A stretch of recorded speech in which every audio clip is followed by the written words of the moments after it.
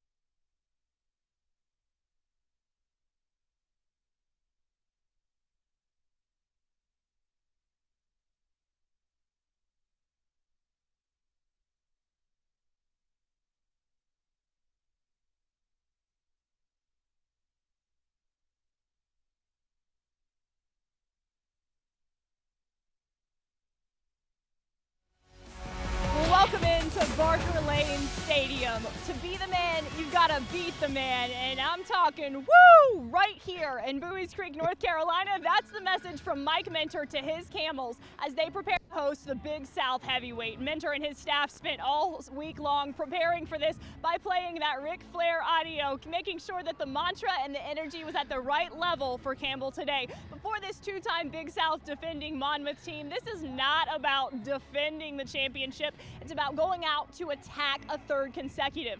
Kevin Callahan believes confidently that in order to win this conference, the Big South team must stay undefeated. They've got to go through also a Big South unbeaten Campbell team to continue their dominance. Marilyn, thank you so much. And Peter, what a unique matchup. 2 undefeated teams in the league.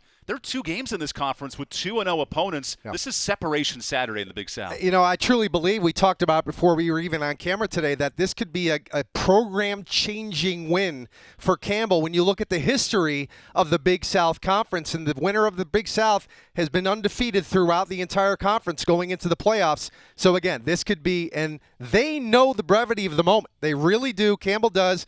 Head coach Mike Minter does. We felt it in the calls that we had with both coaching staffs on either team this week. This is going to be an exciting heavyweight match. Isaac Riffle fills in at kickoff duties for Trevor Moss, the freshman, out with a knee injury this week. So Riffle sends this ball away, and we begin. Lonnie Moore, the deep man for the Monmouth Hawks, and he lets this play into the end zone. Campbell's defense back on the field. They look to slow down a Monmouth offense that, Peter, in league play, has averaged over 45 points a game in 2 conference games, led by the gunslinger Tony Muskett, the sophomore quarterback. How does he get this offense rolling? Well, he gets the offense rolling because he has shown that he has the ability to respond to adversity, to be patient, and he's smart. He knows how to read defenses, and because of that, his coaching staff gives him a lot of autonomy at the line. Tony Muskett, 11 touchdowns and 4 picks on the season. Peter, the reigning player of the year, was not even a starter in the spring until the 2nd week of the season. He's taken over since. And we have movement on the first play of the game, an early false start for Monmouth. From the play. False start, offense, number 8. 5-yard penalty, it's first down. That's Larry Saunders on the call today. Pre-snap penalties will throw coaches into fits, and especially this Monmouth team. They come into today with the least penalized teams in the conference, and that's not a good start if you're Kevin Callahan's squad. Monmouth, the 9th fewest penalties in the country. Very disciplined football team. All 5 returning starters on the offensive line. An early touch for Juwan Fari, the conference's leader in carries, and he gains just 2 on the tackle by Keyshawn Thompson. That's one of the things that this defensive line for Campbell is up against. This offensive line at veteran. I mean, they have 37 career games, 42, 31. So many different players on this team that have played together for such a long time. That's an advantage on the offense. Monmouth is a rushing attack, over 150 yards a game, 2nd in the conference. This Campbell team, the best run defense in the Big South. Good battle in this first quarter. Muskett on 2nd and 12. Back to Fari, and nowhere to go. That's Brevin Allen, your player to watch, coming in with a tackle for loss. And coming off the edge on the near side, Brevin Allen forcing that edge to the inside. And, boy, Campbell is playing an aggressive defense, coming out, playing a cover. They have cover 1, really, press man on the outside. They have 8 guys in the box. Pretty aggressive for Campbell. But, hey, they forced him in through a 3rd and long. That's exactly what Coach Mike Winter and defensive coordinator Weston Glosser have drawn up so far. Campbell's defense, they lead the Big South, Peter, in 3rd down defense, just 30% for opponents. And we see Monmouth with 4 receivers on the field here on a 3rd and 10. Tony Muskett works out of the gun, has a man downfield, and finds his one-handed catch. Lonnie Moore, one-on-one coverage. Treadway beats the defense, and a beautiful throw for Muskett. Yeah, that was a great throw, and it was even better coverage as they come right up on the ball here, ready to go in the no huddle.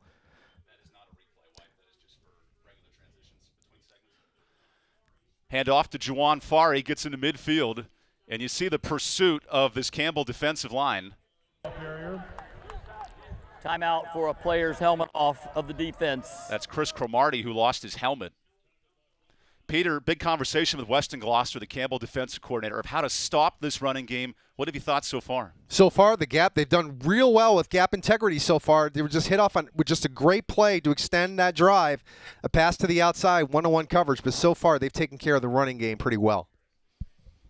Monmouth last week, a 3-point loss at home to Princeton, only their 3rd home loss in 4 years under Kevin Callahan. Back into the hands of Fari. Finds a seam to the 48 and a 3rd and medium upcoming.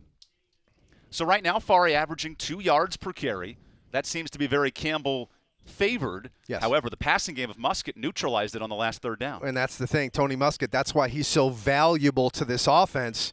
You know, again, the 2020-21, the Big South Offensive Freshman of the Year, gaining confidence every single week, 1,250 passing yards coming in. So obviously a big weapon for this offense. Musket in this offense, 17th in the country in passing percentage. Very efficient at over 75%. Campbell brings 4. Musket misses his target, and a third down stop with Darian Slade, the all-conference safety in coverage. Yeah, great job by Slade. There was nobody to throw to. Campbell only rushed 4 defenders, the front 4. They dropped everybody back into coverage. 4th down here.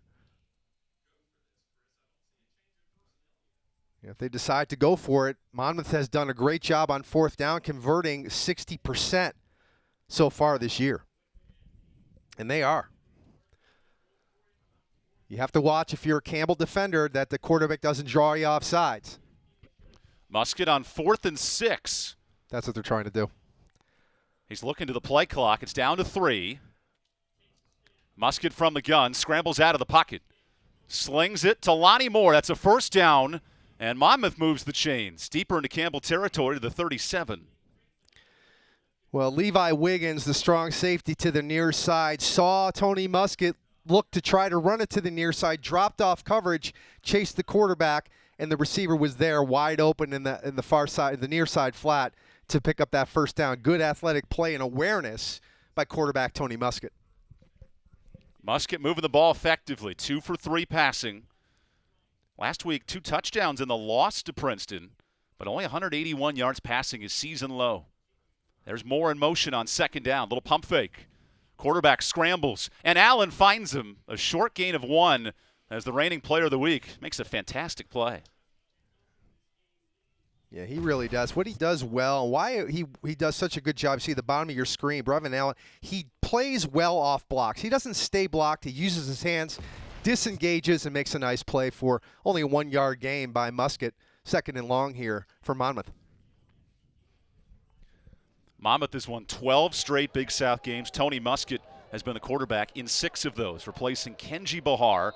And we have movement on the Campbell defensive line. Gabe Holmes, he must have heard something there. Well, one of the things that Tony Musket Offside, does a good job. Defense number 98 with contact.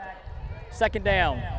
Even as a sophomore, he's not going to stay with the same cadence. So if he tries to get the defense thinking about what the snap count is going to be, anticipating it, he'll throw it off for a play or 2, and then there gives you another 5 free yards, 2nd and short. Monmouth at the 31-yard line, an efficient opening drive. Here's Juwan Fari, little reverse to Lonnie Moore. A block from the quarterback, and Moore is saved of a tackle by Jonathan Jones on this defensive back. Creative play from the Monmouth offense. Pretty good job on this drive by Monmouth. It's been pretty methodical here. They've had some big plays to get first downs on 2nd and long and 3rd and long, but they've done a good job. Little trick play gets them deep into territory. Play action. There's a strike to Green and an opening touchdown. Terrence Green beats Jonathan Jones in coverage, and an efficient drive puts Monmouth in front. And they came to the line of scrimmage. They played quick. They didn't want to get Campbell to get set. Man coverage on the near side. Goes up and brings it in over Jonathan Jones for the touchdown. Great throw, great catch. First score for Monmouth today. Monmouth converted a 4th down with Lonnie Moore, and they find Terrence Green here. Yeah, Terrence Green, 22 receptions coming into today. It's 2nd touchdown on the year. And again, just great coverage, man coverage on the near side for the touchdown. Extra point is through. And this Monmouth squad that heard all the talk this week about Campbell, trying to be the man, trying to beat the man, an efficient 10-play, 75-yard drive. What a statement. You know, a big statement, I think, because they had them. Campbell had Monmouth early. They had him to a 3rd and long. They converted a great pass on the far side with a really good catch and great coverage, and that just kind of gave them more momentum as they got into Campbell's territory. Now this Monmouth defense plays with a lead. They take on a Campbell offense that has been rotating quarterbacks the last few weeks with an injury to Hajj Malik Williams. We've seen Wiley Hartley the last 3 weeks. There's a lot of experience on this Monmouth defense. How do they carry that forward today? Well, they just have to play within themselves, and as Coach Callahan talked about it this week too, this is a 5-game season. We look at conference play, 5 games left.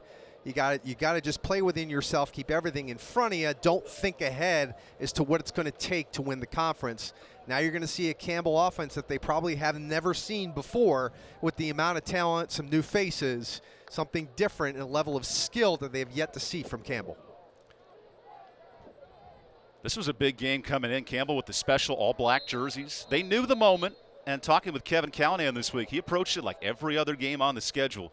We've seen that composure from the reigning two-time champions. Yes. That's why they are the man. Here's Nick Knoll to kick things away, the graduate senior from Bradenton, Florida. Monmouth has controlled the kick return game, but they can't control the wind in this first quarter.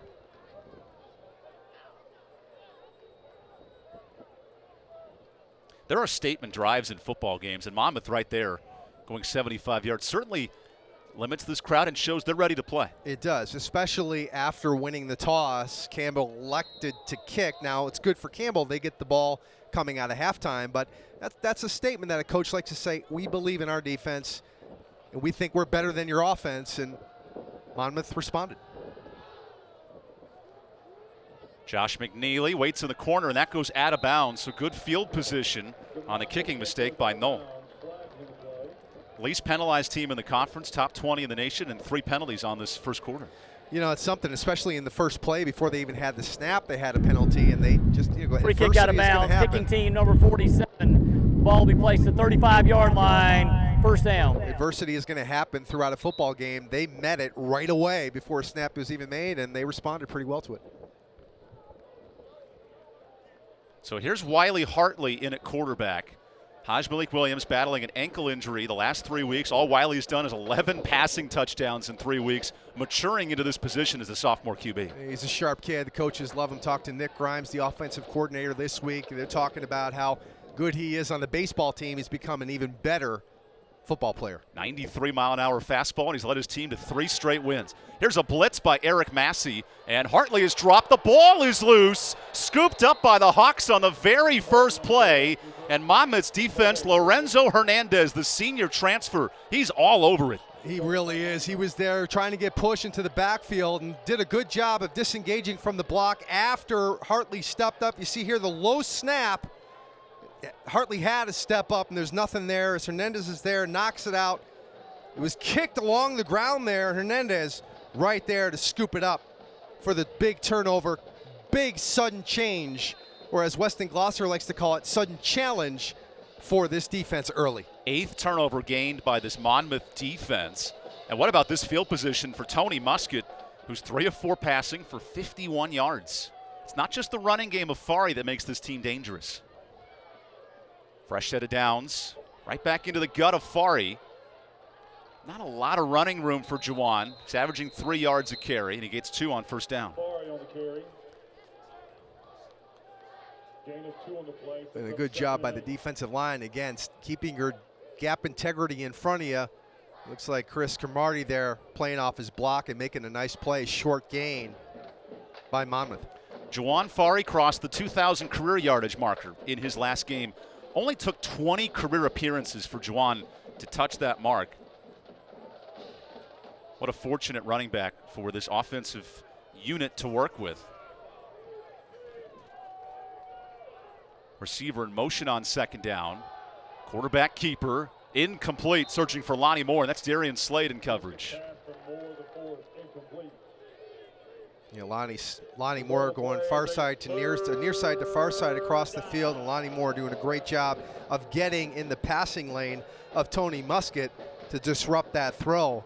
Here we go for another 3rd and long. Big challenge for this Campbell defense in their own territory. Offensive coordinator Jeff Gallo, he played at Monmouth from 2000 to 2003. Started as a GA for this program, now runs the offense in year 3. And his unit can really score at 30 points a game. They work here on a 3rd and 8. Moore, the receiver to the near side, already has a big 4th down catch. Muskett looks that way for Lonnie Moore, and he does not draw a flag. Malik Great in coverage. 4th down for Monmouth upcoming.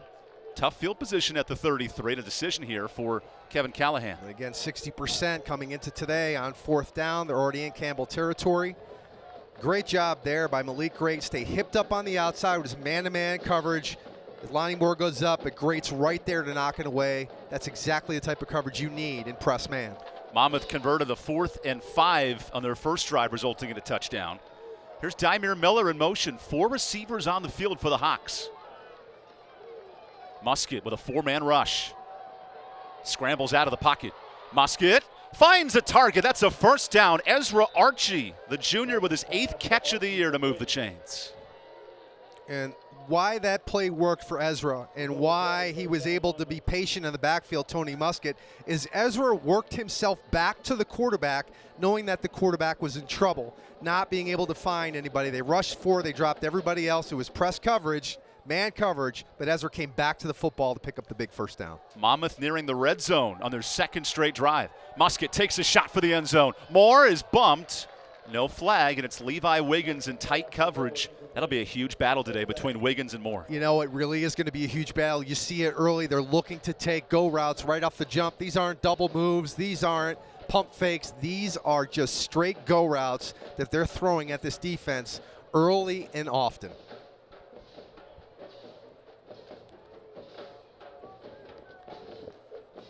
Monmouth, a touchdown drive of 75 yards when they got the football. Now after a fumble recovery, working outside the red zone. Alderelli in motion. It's a handoff to the backup tailback. And nowhere to go as Brevin Allen spins down Jaden Sheridan. That's a loss of 1. They got 84, Gene Scott, the tight end for Monmouth, trying to block Brevin Allen on the outside. You forget it. Look at the technique by Brevin Allen. He's keeping everything to the inside, getting his hands to fight off the block and make a huge play. That's the type of player that they need all day by Brevin Allen. Tony Musket at quarterback, 18th in the country in completions per game. He's 4 for 8 today and sends his tight end in motion, Gene Scott, before the snap. Little swing route and stop short. Darian Slade sniffs out the Owen Wright route. Another 4th down. This will be 9 yards upcoming. You know, Owen Wright got out there in that circle route, but again, he's right there to make the play, to step up, and Darian Slade does a nice job on the outside recognizing the play and making the big stop, 4th down. Monmouth searches for a 10-point lead in this first quarter, so Nick Knoll comes on to kick. 3 of 5 this year and a season long of 37. That was in the 2nd week of the season. He'll be tested here. 49-yard kick, has the distance, and curls back through. Little English on it, sneaks it through from 39 yards. And Monmouth a 10-0 lead as we take a break. The Hawks lead by 10 here on ESPN. Power isn't born, it's built over time. For over 65 years, Hercules Tires has been providing the muscle to move more drivers. Whatever the vehicle, whatever the terrain, and we back it with a powerful protection plan. So wherever the road or the trail takes you, we have the selection, value, and strength to get you there. Hercules Tires, ride on our strength. Big things are happening this year across the South, from the mountains to the coast. The fast are getting faster. The strong are getting stronger. And the best is getting better. Get ready to raise your expectations. Get ready for something big. Ingles, a proud sponsor of Big South football. There's not a secret to what actually happens behind the scenes at a bank. Here at First Citizens, we're trying to educate the client in each step of what's actually going to happen and actually have them make the educated decision around what steps and what options they utilize. We want to become that trusted advisor that actually guides them down that road, helping you reach your goals. That's Forever First.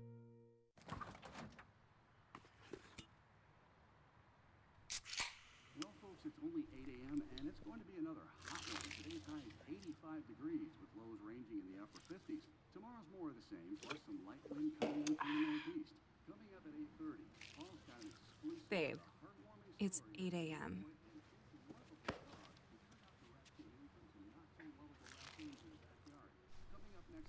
Fried chicken, better with Pepsi.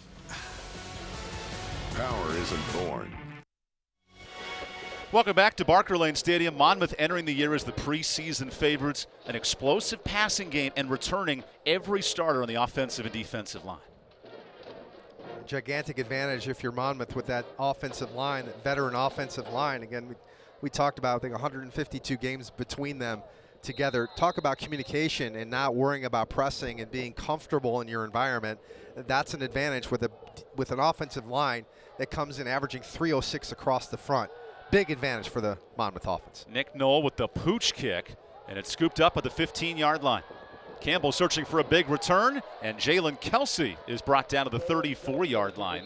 We've seen Monmouth kick away, an out-of-bounds kick early on. Special teams could be a huge factor in this game as well. Well, and special teams is something that isn't talked about enough in a game of this magnitude where you have two teams that are equally matched, where special teams could mean the difference in a football game. You know, you not only have to play 60 minutes on the offensive and defensive side, but when your special teams are out there, you have to make the most of it.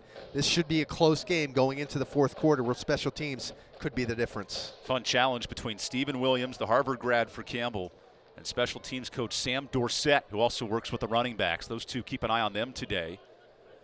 Wiley Hartley fumbled his first snap on the opening drive. He's hit on this throw, searching for a deep route, and he overshoots his target. That's Jalen Kelsey. But the pressure of Lorenzo Hernandez right in his face. Well, Lorenzo Hernandez, 6'1", 270-pound senior coming into today. He's always playing in the backfield. 7 tackles for loss. He has 4 sacks, 3 hurries. He's a tough guy. You can't block him one-on-one. You have to have combo blocking. You have to double team a guy like that, or he will cause fits for your quarterback for the entire day. R.J. Jackson, the new receiver in the slot for Campbell. You see Julian Hill, the tight end, in motion. Bryant Barr, his first touch of the game, breaks through 1 tackle and gains a yard.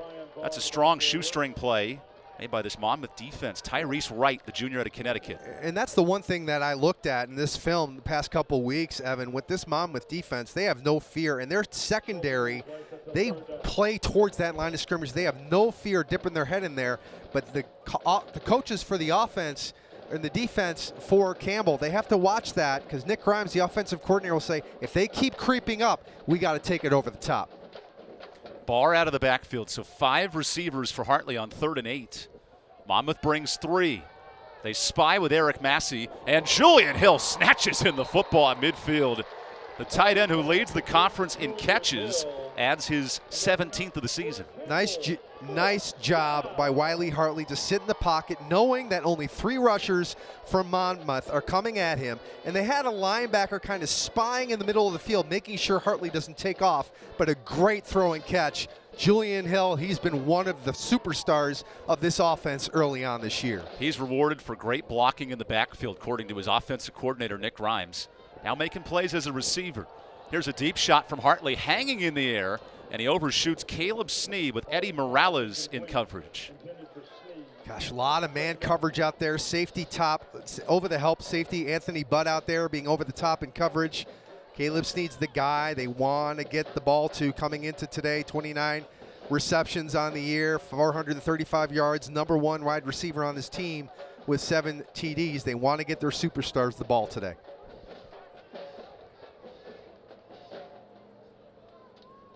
Julian Hill moves in motion before this second down. Monmouth coach Kevin Callahan said number 8 is a big player in our scouting report, and a lot of eyes on Caleb Sneed. Don't sneak on Bryant Barr as well. That's a 6-yard carry on 2nd down, and a 3rd and short for a running back who's rejuvenated this offense with him back in the lineup the last 2 weeks. Yeah, he really has, and if you watch here on the replay, number 55 guard Danny Corbett does a nice job of getting up to the 2nd level and making a great last-second move on the linebacker to open up that hole, creating a 3rd and short. First 3rd down attempt for Campbell today. They converted to Julian Hill early on this drive. Just the 2nd offensive possession for the Camels, who fumbled on the very first play.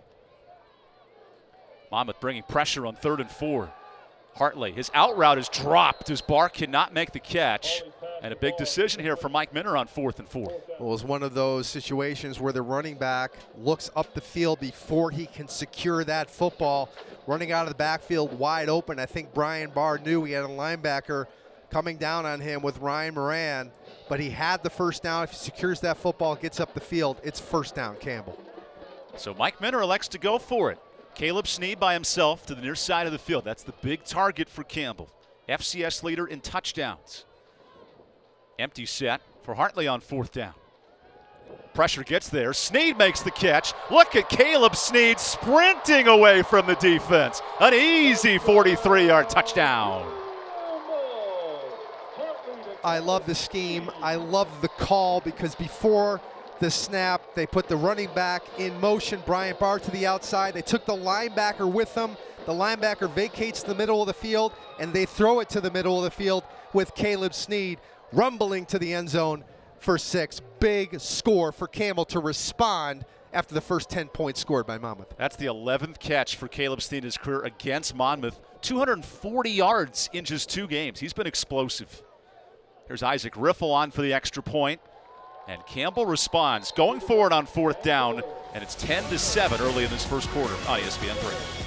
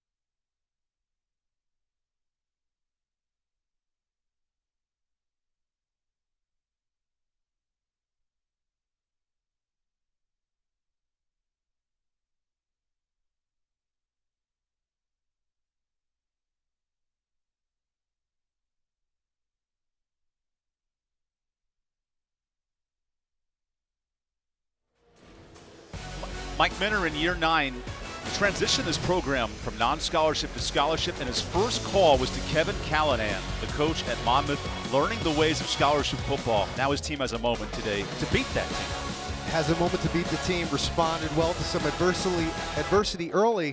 And Evan, he told both of us this week, in order to become a great football team, you can't let bad things beat you.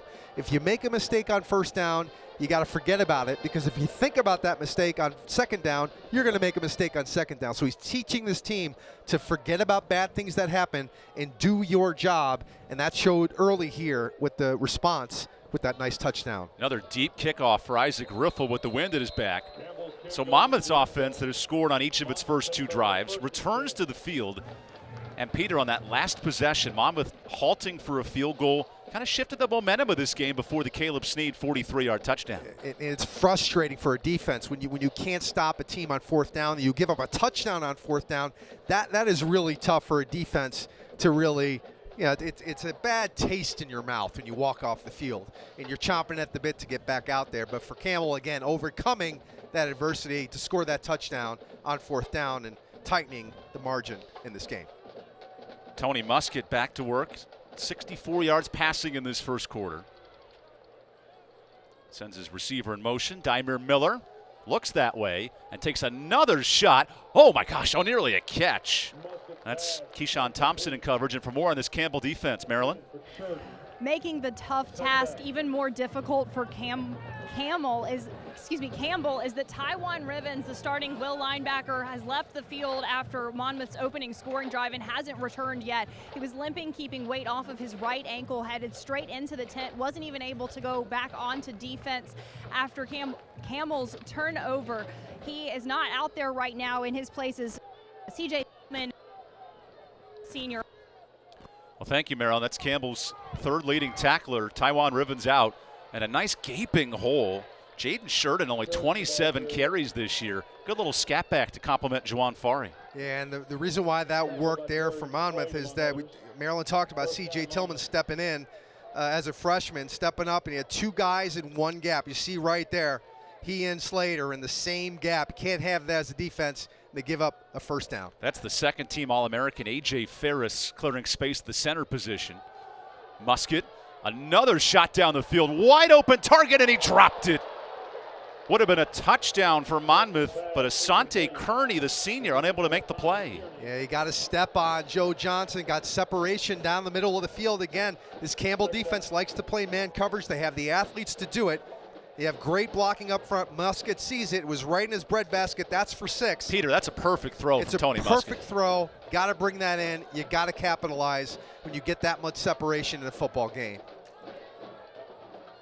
Asante Kearney unable to make the catch, the graphic design major in his final season. Tony Musket is the sophomore quarterback with all seniors and juniors on his offense. He's the young guy growing up quickly. Third down pass. That's incomplete, a bit ahead of Dymere Miller. And no flag on the play. So third and long. And you talked about it, Evan, right before that snap, the sophomore, but he's earned a lot of respect. He's earned the faith of his coaching staff where they've given him the autonomy to make checks at the line, check to a run, check to the pass. He's learned enough about defenses coming into play college football, how different they are, how much faster they are, and he's such a smart kid. He's able to make changes at the line. The coaches have given him the ability to do that during the game. Tony Musket, despite 5 of 12 passing, he's moved the ball well on third down. Here's a quarterback design run, and Campbell sniffs it out. Got 5, needed 10, and Dre Giles with the stop. So fourth down upcoming. Campbell came out with just rushing 3, dropping everybody back, and a good job by the defensive line to get off blocks and bring down Musket before he could get that first down, forcing Monmouth for their first punt of the day. That's a difficult conversion on 3rd and 10 with the quarterback design run. Yeah.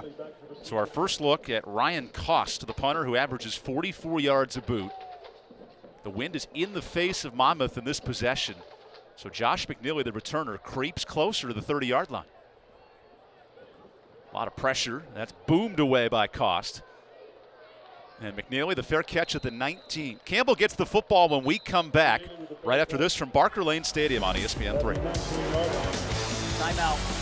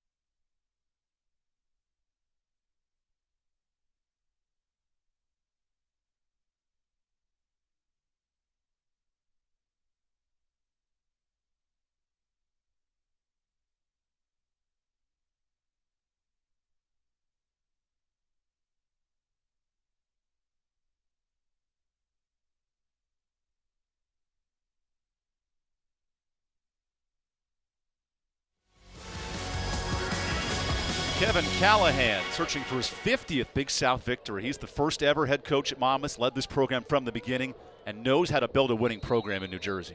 He really does. He's done a great job. He's gotten to the point where Campbell's looking to get to.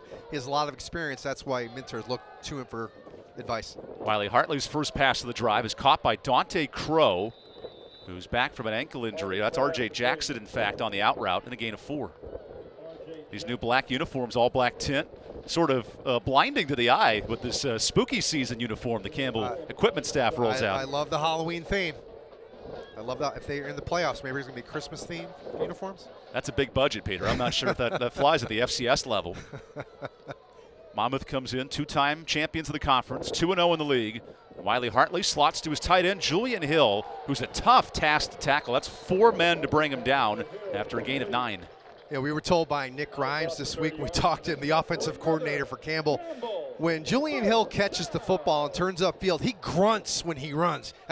You see right there, he's grunting when he's lowering his shoulder, pounding. I mean, he's got 4 Monmouth guys trying to bring him down, finally do, but not before he gets the first down for Campbell.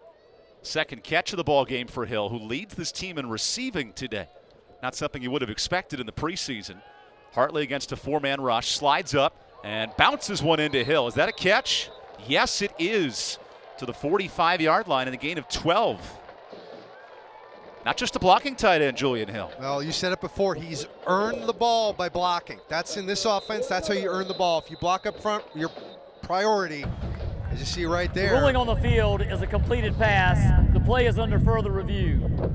Well, Peter, I want to see a bunch of angles of that because even live, I wasn't sure if Julian Hill caught that football. Yeah, it was tough. He's right there in this, I mean, literally in the center of the North Carolina logo in the middle of the field in that black area.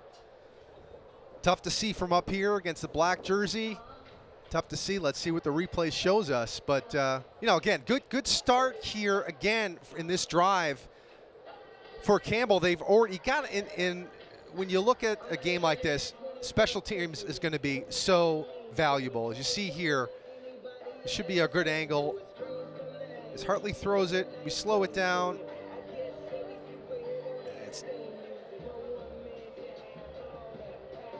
He got it.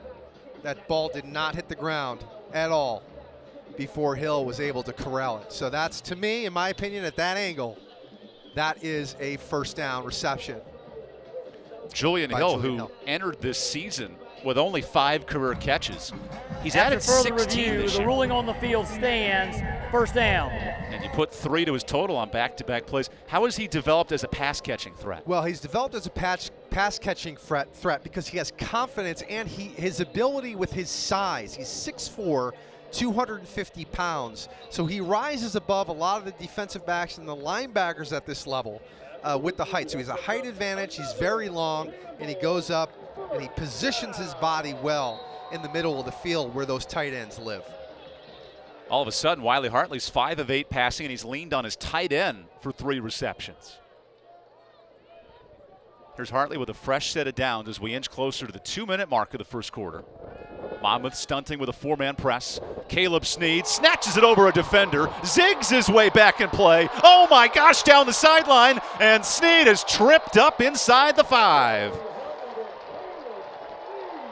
Eddie Morales saves the touchdown as Caleb Sneed puts on the juke stick. You see the superstar, Caleb Sneed. Hartley, untouched, steps up in the pocket. Look at that. One move here to the outside, brings it back to the inside. And the run is short. That's a stop. Loss of 1 to Bryant Barr. Kevin Callahan told us coming in how important it was to guard Caleb Sneed, second in FCS football on touchdowns. It's been a tough task today. It really has. You see it here again. Just look at the body control, the ball control, understanding where he is on the field, looks trying to make a play for his offense getting into the red zone. Caleb Sneed, 2 catches, 91 yards. He averages 80 yards a game and a prolific start in this first quarter. Hartley on second down. Looks for the end zone, wants his tight end, and overshoots his target. A little miscommunication there between the senior and the sophomore quarterback. Yeah, on the routes, and it's a good thing you called on that big Caleb Sneed play. Evan, you called a stunt, and they did. The defensive line for Monmouth stunted on that play. And looking at all the film, they've run 59 stunt plays this year, and they've given up an average of 6 yards every time the Monmouth D-line stunts. Boy, they pick up a big play off that stunt position and that play before. 36 yards does not help the average as D coordinator Andy Bobick looks for a stop in the red zone. 3rd and goal here for Wiley Hartley. Monmouth does not bring pressure. Hartley is hit anyway and pile driven to the ground. Lorenzo Hernandez. Fumble recovery and a sack in this first quarter. Yeah, that's just the player that Lorenzo is, and they only rushed 4 on that play, and then Monmouth dropped everybody else back into coverage, and Hartley had nowhere else to go, and Hernandez does a nice job of getting off his block and making the sack as they move to the field goal try. Isaac Riffle comes on for a game-tying field goal. 29-yard attempt on the year. Riffle 1 for 3, not his strength. He missed a kick last week from 39. That was in the win over Gardner-Webb. His snapper, Jackson Hayes. Here's the hold from McKay Taylor. And that kick is wide right. Another miss inside of 30. Mike Minner told us this week how important special teams would be. It's a critical miss early. It is, and that drive started inside the 20-yard line, and Campbell did a great job of moving the ball down the field, establishing field position, winning it back, but really couldn't capitalize after they get into the red zone with the big play by Caleb Sneed. The defense for Monmouth steps up, and then special teams doesn't capitalize. Still a 10-7 lead for Monmouth. And a change of possession out to the 20-yard line due to rules in the NCAA about missed kicks inside the 20. Albeit when you move it 1 yard, it's just for the good old giggles. Tony Musket back to work. His offense stalled and we're forced to punt. Here's Shepard on the misdirection following his senior-laden offensive line. 120 combined starts, and Jaden Sheridan gains 4. Peter, 120 starts for 5 players. You don't see that in college football. I mean, not at all. Not at all, especially at this level. But the reason why this play works so well, Chris Cromartie on the backside, everybody on the front side of the defense, make sure they're playing everything outside in. And when we talked about pursuit, playing fast, playing physical, Chris Cromartie comes down the line of scrimmage and makes a big tackle. Second quarter coming up next from Barker Lane Stadium.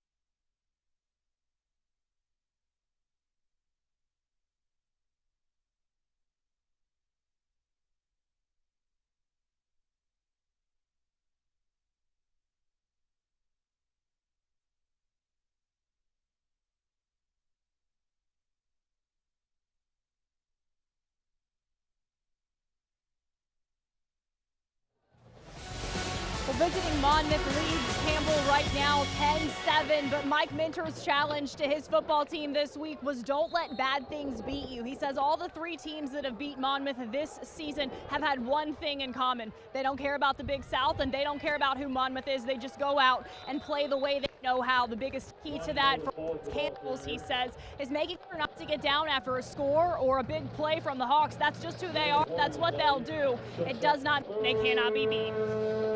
Well, thank you, Marilyn. This Monmouth team with 12 straight Big South wins. They faced adversity before. How about the response after jumping up 10-0 and getting a stop on defense that last drive? This is what good teams do. This is what great teams do. There's going to be adversity throughout 4 quarters. You have to stay strong and not worry about the bad things and just play your game. Lonnie Moore moves out of motion. He's marked by Peyton Woolard here on 3rd and 4. Muskett's been excellent on 3rd down today. Goes to Moore, who makes the catch on the sideline. That was the matchup with Woolard, and Lonnie Moore moves the chains. Yeah, Peyton Woolard was out there, but a great job by Musket to understand what the defense was doing pre-snap, knew where he wanted to go, right to the outside flat, as Woolard was in coverage, but enough separation was made for the 1st down. Second catch for Lonnie Moore, both on 3rd down today. Such an efficient receiver. And he has such a quick release, does Musket. First team all-conference, that tandem in the spring, as the Hawks went undefeated, 3-0 in the league, and lost to eventual champions of FCS football, Sam Houston State. That was a 1-touchdown game in the first-round playoffs. Musket fires, wide open Lonnie Moore. That can't be done for Campbell's defense. And Joe Johnson finally trips him up down to the 45. That's a big gain of 20 yards. What makes Lonnie Moore so elusive? I mean, I think there was a missed coverage on there. It's something that it looked like it was an RPO, play action, but there was missed assignment on the outside. Musket, play action, takes his shot for Treadway. Oh my gosh, he almost had it. One-on-one with Joe Johnson. And Peter, this offense for Monmouth, it's an RPO pass-oriented offense. Yes. Causing a lot of trouble for Campbell's secondary. It really is, and they're able to get separation on that secondary. You see Treadway right there. He almost went up with the one-handed grab like he did in the 1st quarter, but you see Musket right there. Again, separation. Treadway almost comes down with it. But again, enough separation, and Musket sees the defense before the snap to knows where he wants to go. Tony Musket, as a freshman, was given the confidence to call audibles the line of scrimmage. He's developed so much here in Season 2, Year 1 as a player. Pressure in his face, escapes Johnson, and finds a target, Dymere Miller, for the 1st down. What a creative escape from the quarterback, Musket, to avoid the sack. Yeah, again, Musket just moving his feet. He's very shifty in the pocket. He keeps his eyes down the field because, again, he understands where the defense is. He knows how to read leverage and coverage at the same time, and drilling that pass in there for another 1st down. Monmouth 3 3rd down conversions in this 1st half. Here's Terrence Green in motion. Musket had Green. Now he wants the end zone. Takes his shot for Treadway, who drops the football. Late coverage by Malik Great to save 6. And Treadway's slow to get up after nearly making that catch. Yeah, just on the far side there. Enough protection, as you see Musket reading everything downfield. Got enough separation there, just enough. But a great job of getting his hands in there. Injury by the offense. We'll take the timeout as Zach Treadway gets treated, and Campbell trails by 3, looking for a stop defensively.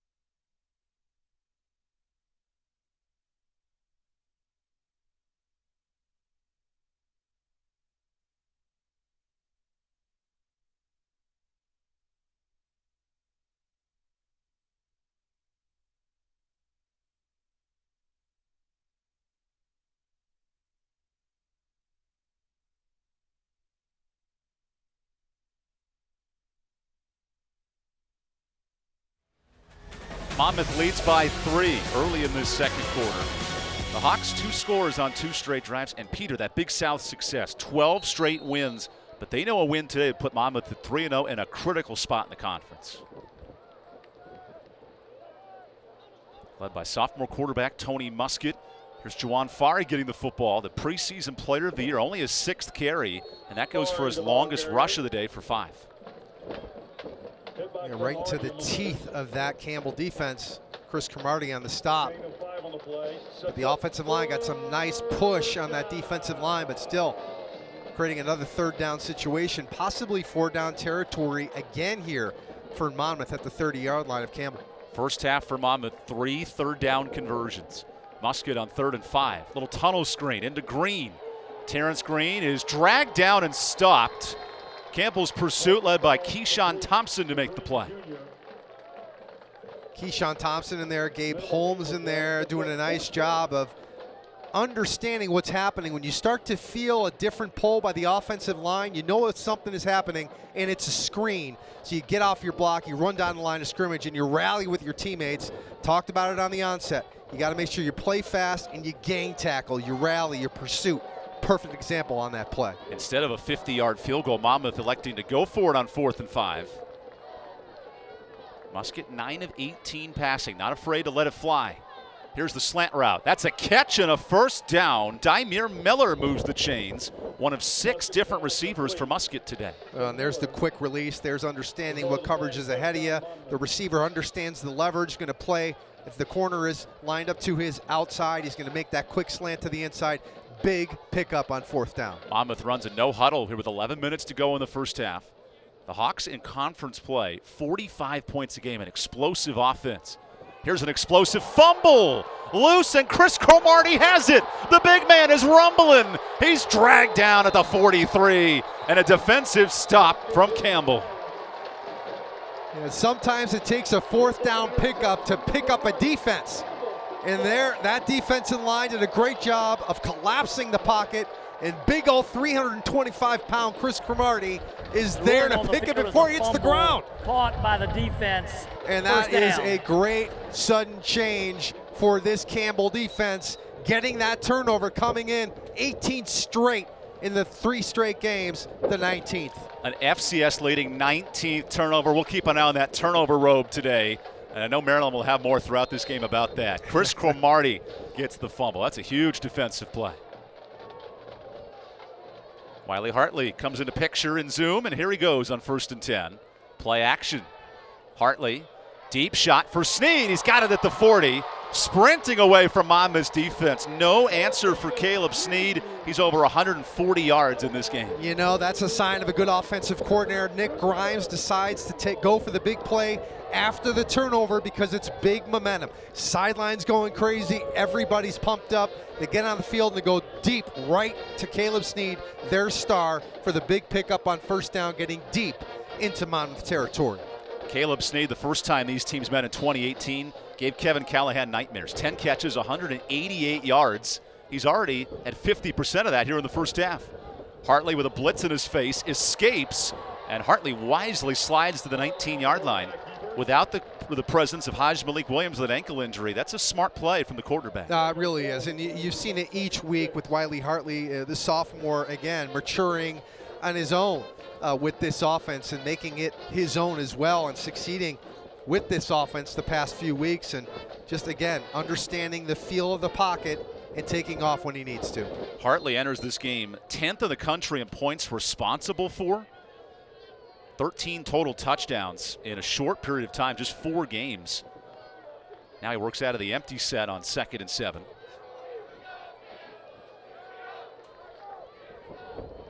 Hill in the slot all by himself.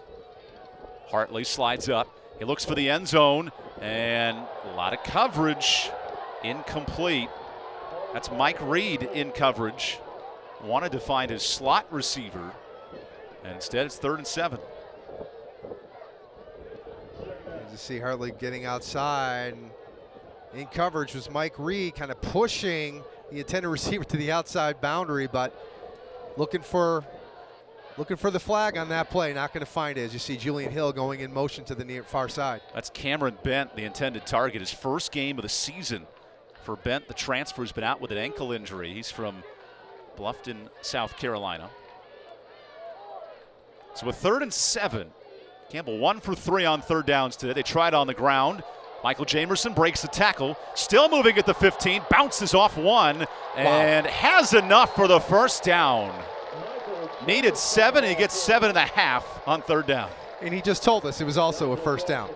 Wow, Jamerson just gets to the second level here, split zone concept by Campbell, and then he just uses his physicality, his body, his positioning to get up the field, and needed and wanted the first down for his offense, and he gains it. As Ric Flair would say, to beat the man, you have to be the man. Boy. That's Michael Jamerson bringing the thunder on his first rush of the day. Right back to Jamerson. Look at him churning his legs, taking Tyrese Wright for 2 yards. The physicality of this Campbell offensive line was not a huge storyline entering this game, starting to develop in the running game. Well, they really are. And you look at them, 330 pounds across the front, and they're quick and they move well, especially Mike Edwards, the 355-pound junior, the left tackle who protects the backside of Wiley Hartley. It does a good job in the running game, getting Fitz inside a defensive end and pushing him off the line of scrimmage. Offensive coordinator Nick Grimes says our O-line must lean on people in the second half. Doing it a bit in the second quarter as Jamerson motions out. Hartley, nobody open, takes the running option, slips through a tackle, and is dragged down at the 6-yard line. So Hartley sets up 3rd and medium. Well, you said it, nobody open, and looking in the backfield, there was nobody open at all. And the good thing about Wiley Hartley is he doesn't try to fit anything in when nothing's there. He'll pull the ball down, and he'll take off up the field for a couple yards. 3rd and manageable still in the red zone here for Campbell. Caleb Snead's been a huge target today. 3 catches over 100 yards. Who will Wiley Hartley target in the red zone this time? Searching for his 12th passing touchdown. 3rd and 5. Hartley looks right, wants Hill. A lot of hand fighting, and it's Tyrese Wright, the senior captain in coverage. That's a big battle against Julian Hill, setting up 4th down. Well, watch that whole route develop, Evan, and Julian Hill had the mismatch, the size advantage over Tyrese Wright. Tyrese only going 6 foot, but Julian Hill going 6'4". He had the body position, he had the height advantage, but wasn't able to bring it in. How about this decision? Isaac Riffle comes on for what's essentially an extra point, sitting at a 24-yard kick. He missed a 39-yarder earlier in this quarter. He does kick with the wind at his face, a little different angle than the last time. Riffle to tie the game. And the wind plays kind to Isaac Riffle. All even at 10 with 7:28 to go in the second. We have a great ball game and a battle of Big South leaders. Hard work, a love for the game, is mandatory down here. Sacrifice, a desire to be great, lives down here. Excellence, the will to compete, persists down here. This is the Big South, where winners are made. Football is the game of life, and it brings the community together. White, black, boys, girls. Flag, tackle. Football can revive communities. Anybody can play. That family value, that brotherhood is everything. It's really what all it's about, is just having a good time and being able to play. There's never been a better time to play. We are not merely an institution of higher education. We are transforming lives and empowering students to become leaders. Leaders in our communities, in our state, and throughout the world. Leaders in innovation. Leaders in service to our neighbors. Join our movement. Join our community. Join our mission. Lead with purpose. Lead with Campbell. It's bow time. The workday might be ending, but your family's hunger is still gearing up for the night shift. Now you could unload groceries, chop, dice, mince, preheat, heat, slap around the smoke detector, and then celebrate with a big old pile of dishes. Or you could just drop a big bow box on it. Because when you can feed the family with 12 Supremes, fixins, biscuits, and tea, you can clock out and still spend some well-earned quality time with a delicious dinner. It's bow time. Welcome back to Barker Lane Stadium. Campbell's led by its offense, the most total yards in the conference. Already, Peter, Caleb Snead with 130 yards receiving. His offense has not slowed down today. They haven't. Julian Hill is contributing. Hartley's doing a nice job finding who's open. Running game's contributing. And then they get the big turnover to get the ball back to the offense. Now, red zone execution has not been there today. No. It's 2 field goal attempts. But it's good that Mentor went to the kicker there instead of go for it to show confidence in the kicker in what could be a tight game. Isaac Riffle with an awkward pooch kick, scooped up by Monmouth at the 10-yard line and taking it out to the 26. For more on Campbell's kicker, Isaac Riffle will go down to Maryland. As he missed his first field goal attempt wide right, he stepped back over to the space that he practices in, and he continued to square his hips up, working with his special teams coach on really the trajectory, the follow-through of his kicking leg, making sure that he kept things square. He was remarking how he felt that that was what went wrong on the first 29-yard field goal, correcting it to put the second 29-yard field goal through the uprights. Maryland, that's an excellent point. Shakira says it's all about the hips. Yep. And when the hips don't lie, it makes a field goal of 29. Musket rolls out of the pocket, and Terrence Green with a drop. That's 6 drop passes for Monmouth in this first half. Along with Peter Montemurno, Evan Budrovich here. Maryland Payne on the sidelines doing the dirty work, reporting for us.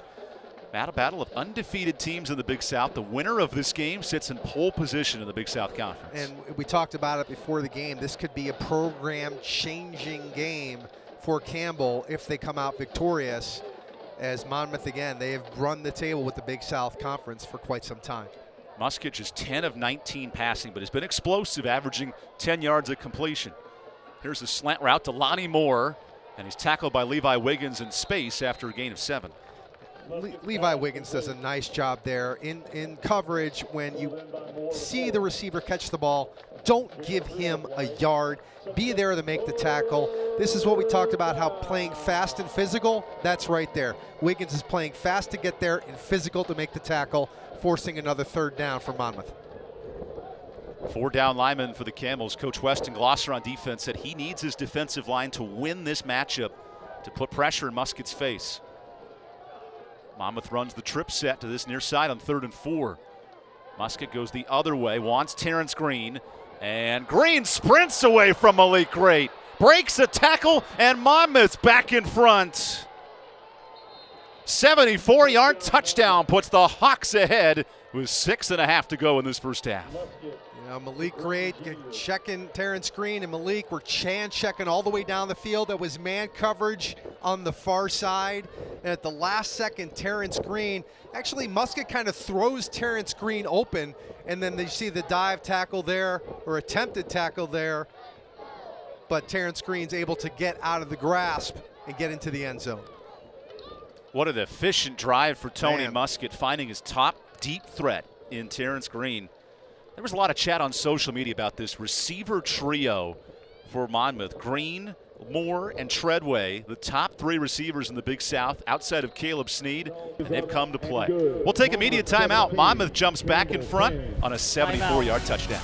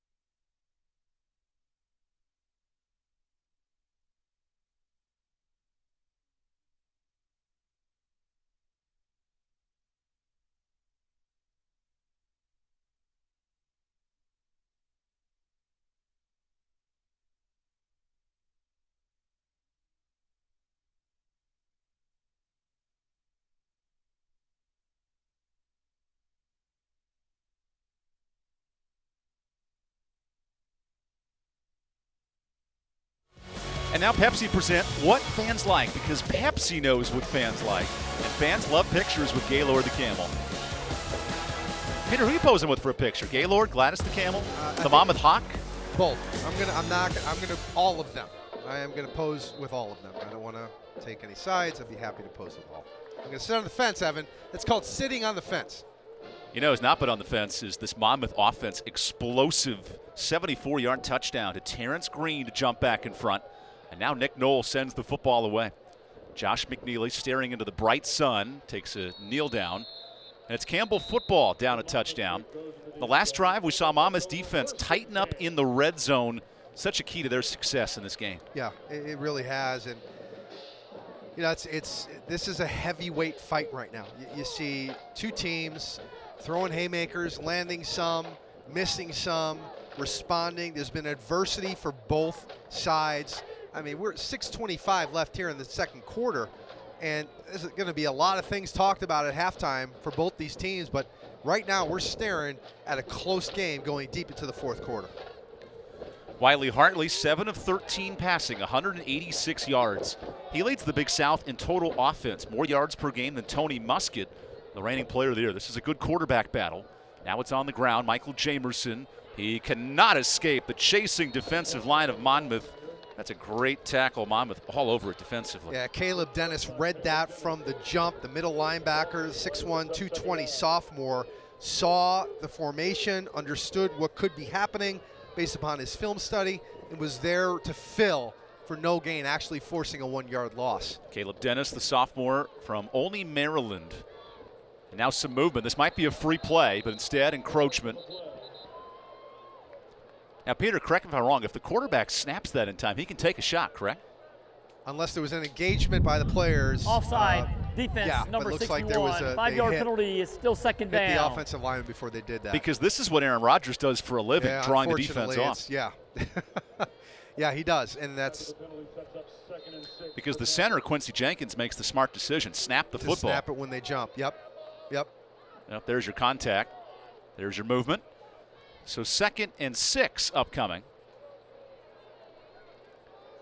We talked to Nick Grimes. He loved the professional approach Wiley Hartley, the quarterback, has to being the starter the last 4 weeks, growing up in front of his eyes as Jamerson has nowhere to go. Eddie Hahn, the linebacker, on the stop. Yeah, Eddie Hahn doing a nice job playing close to that line of scrimmage. He's the UConn transfer, the 220 senior, actually living in Monmouth, New Jersey. Comes over to this squad, makes a nice play here, forcing a 3rd and long for Campbell. Eddie Hahn, part of a defense. 10 juniors or seniors, 4th-year players on this team. A lot of experience. We also saw Dale Siskowski there for a minute. He was part of the tackle. One of the rare juniors on this defensive unit. Such a veteran group for Andy Bobick, the defensive coordinator. Now they look to put pressure on the sophomore, 3rd and 6. Hartley against a 4-man rush, lobs it up for Antonio Whitehead. Not even close, and a punt upcoming. I don't think Hartley thought that Whitehead was going to break to the middle of the field and keep going down the numbers. It looked like the throw was to the numbers by Hartley. He didn't have much pressure in front of him. He tossed it to the numbers, and the receiver breaks to the middle of the field while the ball was kept outside. There was miscommunication between quarterback and wide receiver. Corey Peterson on to punt. Just Campbell's first punt attempt of this game, and they face a Monmouth team that leads the conference in punt return yardage. Very dangerous. 13 yards of return. And with the wind in his face, there's a fair catch called by Eddie Morales. We do have a flag on the field. Hold on 1 second for the flag here to explain this play.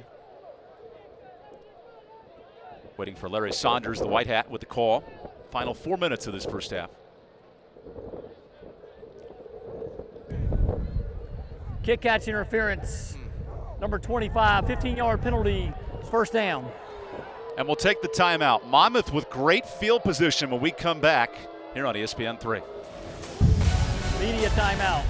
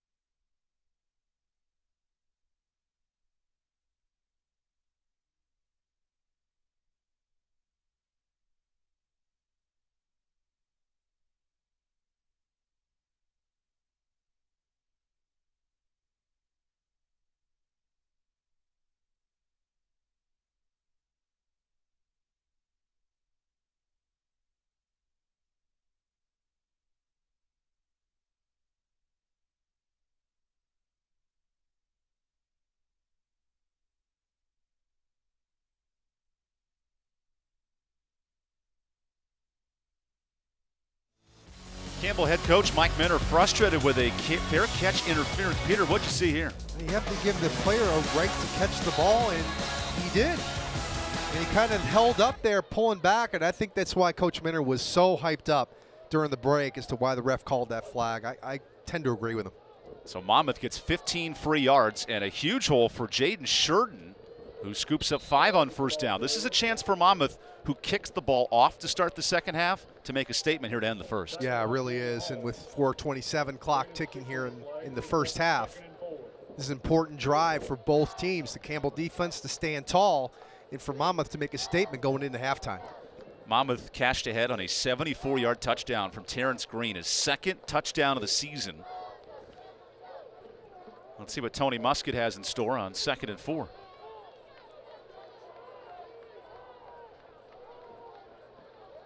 Shurden right back to it. Muskett slings. Open man Lonnie Moore, who jukes his defender, and Lonnie Moore is gone. His second touchdown of the season puts Monmouth ahead by 2 scores. Joe Johnson was just a victim of a double move on the far side by Lonnie Moore, and Lonnie Moore made a great move, a double move on the outside, came back in, and then spun back to the far side boundary as Joe Johnson went down, and he just speeds into the end zone for another touchdown. Monmouth with some momentum here at the end of the first half. Lonnie Moore, 3rd in the Big South at all-purpose yards. That's a tough cover for this Campbell defense, and Moore explodes for a 40-yard touchdown. And now it's Monmouth up 2 scores. Peter, what a response by this Monmouth offense. 13th passing touchdown for Tony Muskett. He made it look really easy, too. He really did, and again, Campbell hasn't gone away from their scheme that they started in the first quarter. They came out in that formation where they're playing cover 1, press man, both on the outside, and it was just a tough, it was a great double move on the outside to get free, and then Johnson just went down after trying to regain his footing and enabled Monmouth to get into the end zone for the touchdown. So now Campbell has to respond, but we talked about what Maryland talked about before on the sideline is what Coach Minter said. Don't let bad things beat you. Sure, you're down by 2 scores, but that's over. You can't worry about that when your defense gets back on the field. You don't have to press either. You're not going to score 14 points in one drive.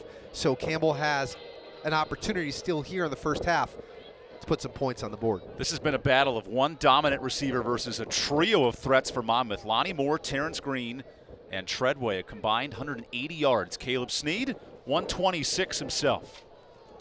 That's a deep kickoff from Nick Knoll. So here's Campbell's offense that was just forced to punt. And now, Peter, this is a must-score drive for Campbell late in the half. I think so. I think it's a must-score. It's a must-win backfield position now. As we talk about special teams, you know, now you're getting the ball deep in your own territory again. You got to make sure you at least win field position back because you do not want to give Monmouth another short field going into the end of this first half. So win back field position, get some momentum, get into their zone, possibly put on some points here at the end of the first half. This is a 2-touchdown game and both scoring drives. Monmouth had the ball inside of Campbell territory to start the football. It's a tough task for any quarterback, including Wiley Hartley. The backup, who's 3-0 as the starter with the injured Haj Malik Williams battling an ankle sprain. Here's a deep shot for Jalen Kelsey, and it's picked off by Monmouth. Justin Terry, the preseason player of the year, is all over it, and great field position for the Hawks. Well, that ball hung in the air for a little too long and allowed Justin Terry to reposition his body and get right in front of the intended receiver and attack it at its highest point to come down with the interception. That is not what Campbell dialed up on the whiteboard to begin this drive. But as you see, that ball kind of held up there, and Justin Terry turns his back to the end zone, attacks the ball at its highest point. Interception, sudden challenge for Campbell's defense. Justin Terry, 2-time all-conference defender, came on in his final game of the season last year, 10 tackles. And here he is really shutting down Campbell's explosive receiving game. Right. I mean, Peter, those numbers in conference, 480 yards of total offense. They've been stymied to 185 today. Tony Muskett would love a punctuating drive to end this first half. No pressure in his face. Now slings it downfield. And the contact plays through. Jonathan Jones bumped in to an open target there. No foul against Joey Aldarelli. Our line judge being the man of spotlight there, Peter. How do you like that play when the officials let him bump incidental contact and continue? I think it's because the receiver broke at the top of the route, broke in, and that ball was thrown long. So I think it's a miscommunication between receiver and quarterback. That's Jonathan Jones in coverage. He's a former safety converted to corner with some injuries in the secondary. Another carry for Juwan Fari, who churns his legs for big yards. And Monmouth churning down 7 yards there. Well, you see what happens there, Evan, because the deep ball has been so successful for the offense of Monmouth today. They drop more people in the coverage right there. They're playing a cover 3, linebackers back a little bit, which opens up inside runs for the running back, and there you see one of his biggest runs of the day for Fari. Offensive coordinator for Monmouth, Jeff Gallo, says this is a very like-minded offense. Yep. Everyone thinks in unison, and that running game is taken over in the second quarter. Musket on a 3rd and short 3. Quarterback run. Nowhere to go, and it's Brevin Allen lifting him like Mufasa, raising his child Simba into the air for a tackle for loss. Well, that's what you need from Brevin Allen, more of that in the second half. He hasn't been involved a lot today because it has been a quick strike offense for Tony Musket in the Hawks. But right there, Brevin Allen does a great job playing fast Campbell, and physical. they're first, and then dumps 30-second Tony timeout. Musket in the backfield for a sack, 4th down after the timeout. Marilyn, you talked to Mike Minter this week in Campbell. What was his thoughts on playing Monmouth, especially as this game continues to unfold?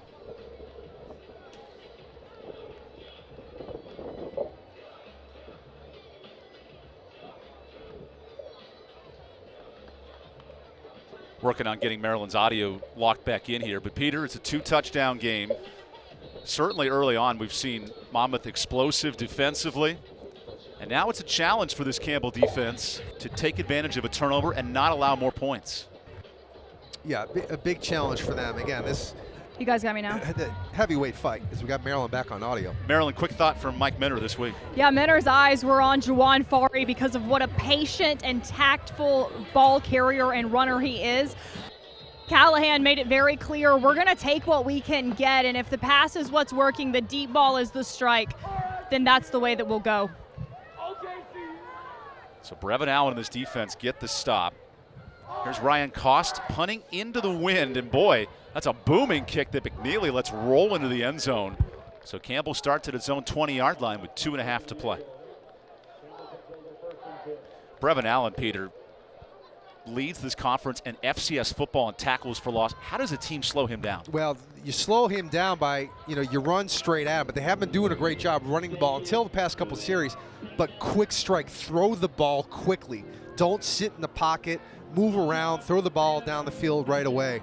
But Brevin Allen has been taken out of the game because the offense doesn't want to give him an opportunity to rush. When he has been given the opportunity, he's performed. But you got to give it to the offensive coordinator over in Monmouth.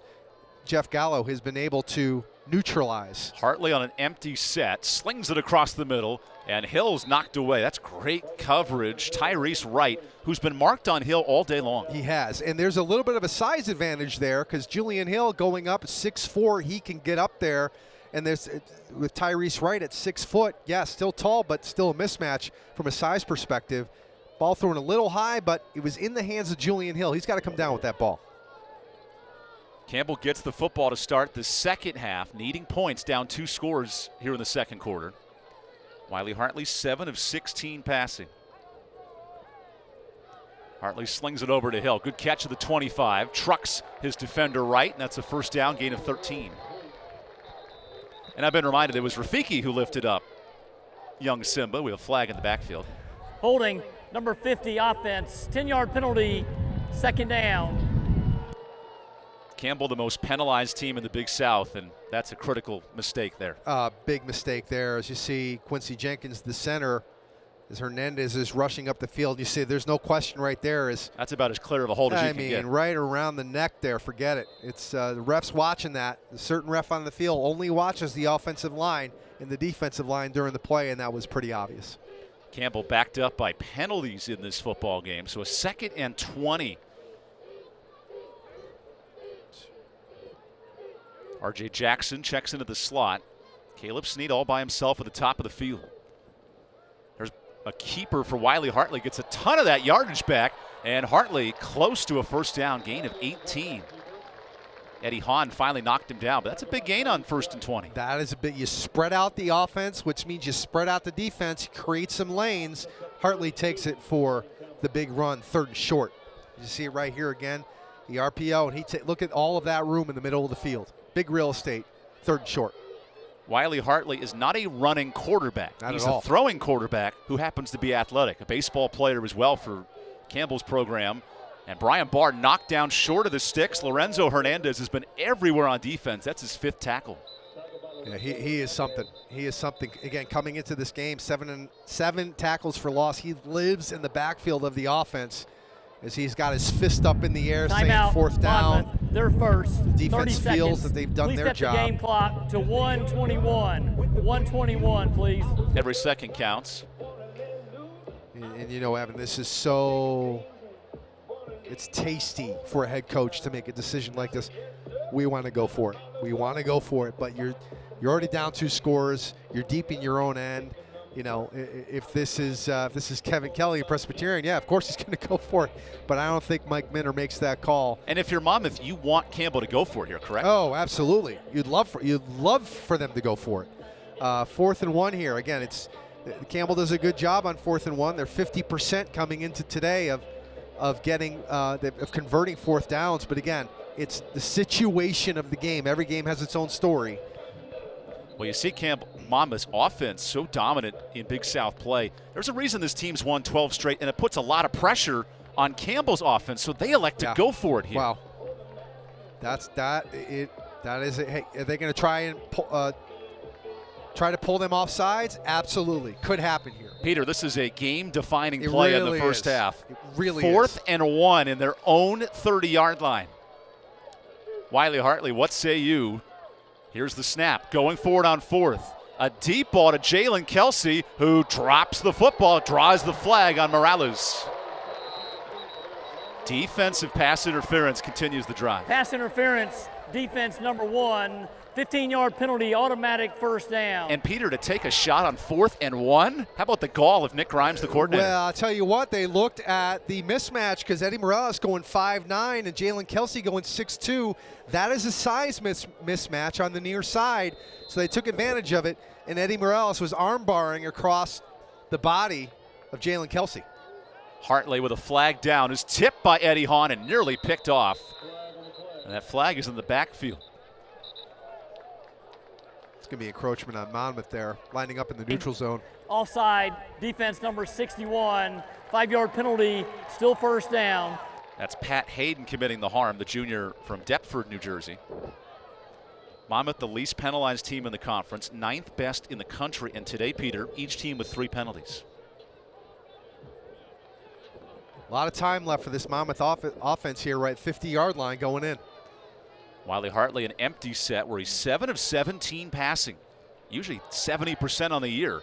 And Snead nearly caught it running a different route that he intended. You could tell that Wiley Hartley throwing into the wind, trying to find his rhythm pass. Right, without doubt. He doesn't seem as sharp as he has been in the past few weeks. And Caleb Snead getting out there and sitting down in his zone, or not being able to sit down in his zone, as he turns around, it's right there in his hands. But again, not sharp communication between receiver and quarterback so far today. Not only the touchdowns for Snead, he now has 3 catches today, so he leads the Big South with 32 receptions. All eyes on number 8, according to Kevin Callahan entering this week. So R.J. Jackson gets the screen, and he's a yard short of the sticks. Clock does stop with 1 minute and 2 seconds to play. And what allowed RJ to get free on the outside boundary was a great job on the inside by number 85, the tight end Julian Hill, blocking in the outside flat, allowing Jackson to get free. Campbell's converted a 4th down on this drive. Now draw movement on 3rd down on the free 5 yards. Eddie Hahn started 30 games in his career. You don't see mistakes like that for Monmouth. Not for Monmouth. Coming into today, again, one of the best teams in the country without drawing penalties. Defense, number 10, 5-yard penalty. As you see there, Hartley does a nice job of drawing them offside. You can't anticipate the snap if you're a defensive lineman or a linebacker at this time of the game. 2 encroachment penalties on this drive. So Campbell now at the 42-yard line. Hartley has Bryant Barr in the backfield, keeps it, and he's attacked and dropped. Dale Siskowski with the sack, the junior, his second of the season. Pummels Hartley to midfield. Yeah, Siskowski coming in there. You got Eric Massey on the far side, who they kept Julian Hill in Campbell, for max protection. It will be you see on the top side, he just upends Julian Hill. Massey does. And everybody has a party in the meet at the quarterback. Take Hartley down. This Monmouth defense, while undersized, best hit all day was his own player. They can get to the quarterback as our referees kept his mic on.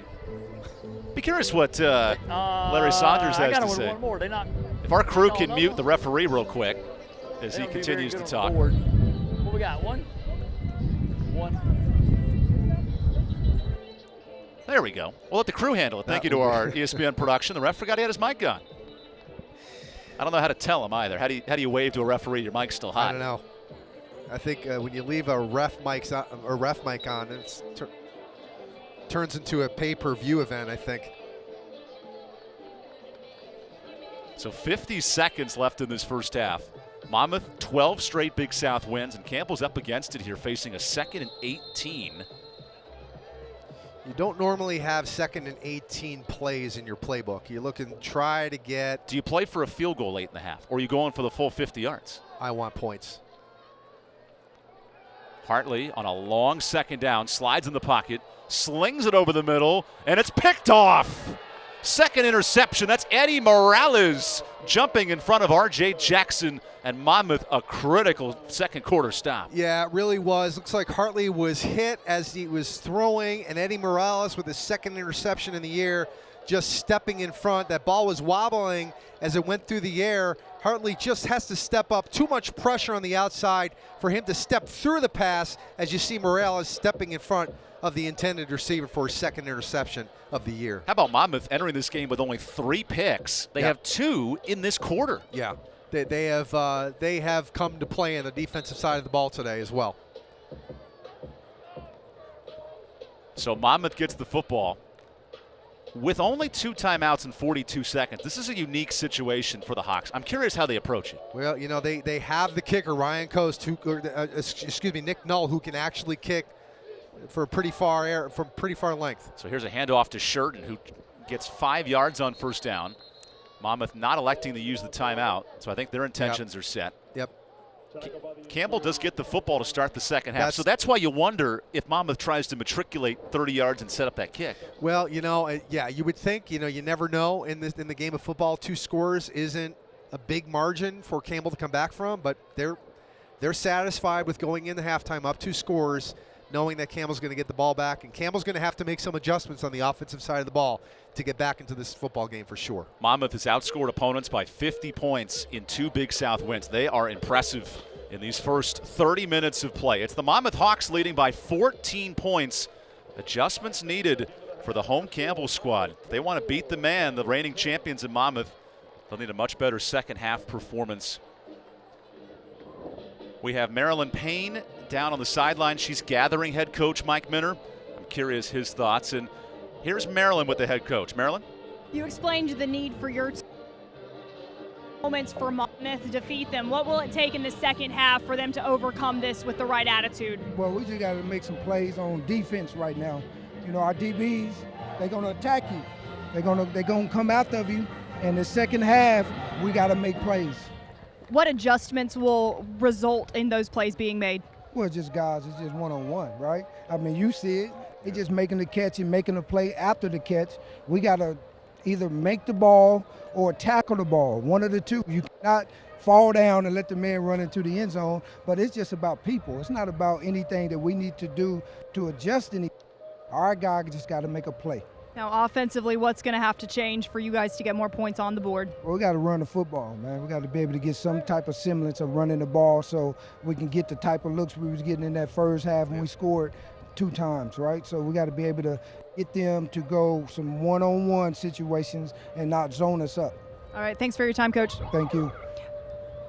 Thank you, Marilyn. We'll take a break. More from the halftime report right after this.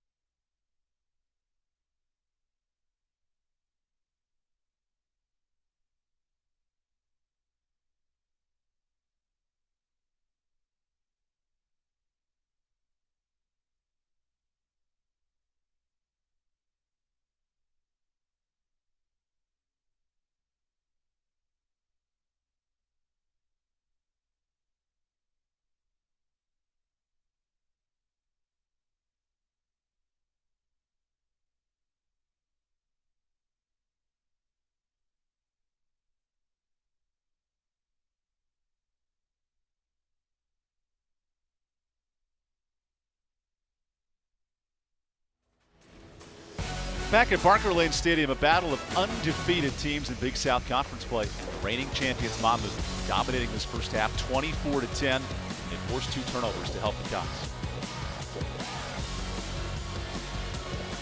Hercules Tire is the official tire partner of the Big South Conference. For the best rates, visit HerculesTires.com.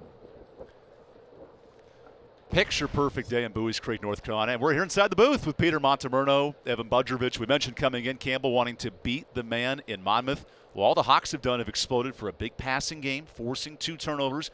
What have you thought of Monmouth playing as the favorite and really putting their will offensively against Campbell today? It took a little while for them to get comfortable in this game, and once they got comfortable, they took big shots, and they capitalized on those big shots. 10-7 early in the game, and it really was a heavyweight fight. Both teams throwing haymakers, some landing, some not. But at this point now, they're starting to break away, and they have to make some adjustments at halftime. You heard Coach Minter say that it's just personnel. It's what we have to do. It's just man coverage. It's man-to-man. You have to cover. But other things they have to adjust to as well in the passing game and even in the running game. How about the battle of receivers in this game? Caleb Snead, 126 yards catching. Lonnie Moore and Terrence Green, they combined for 164. This is a dynamic matchup of 3 big-time receivers. It really is, and both teams are playing press man coverage, so those receivers are going to be highlighted. They're going to do a great job of getting open, they're getting separation, and they're capitalizing on their opportunities. Peter, your keys to the game coming in, you mentioned for Campbell, they have to be resilient. That seems pretty obvious right now. Yeah, no doubt about it. And Coach Minter said, and Maryland talked about it, you can't let bad things beat you. They're only down by 2 scores. They're getting the ball back coming out of halftime. And then for Monmouth, they have focused on today big time. 2 straight touchdowns to end the half. We'll continue our halftime coverage right after this quick break on ESPN3.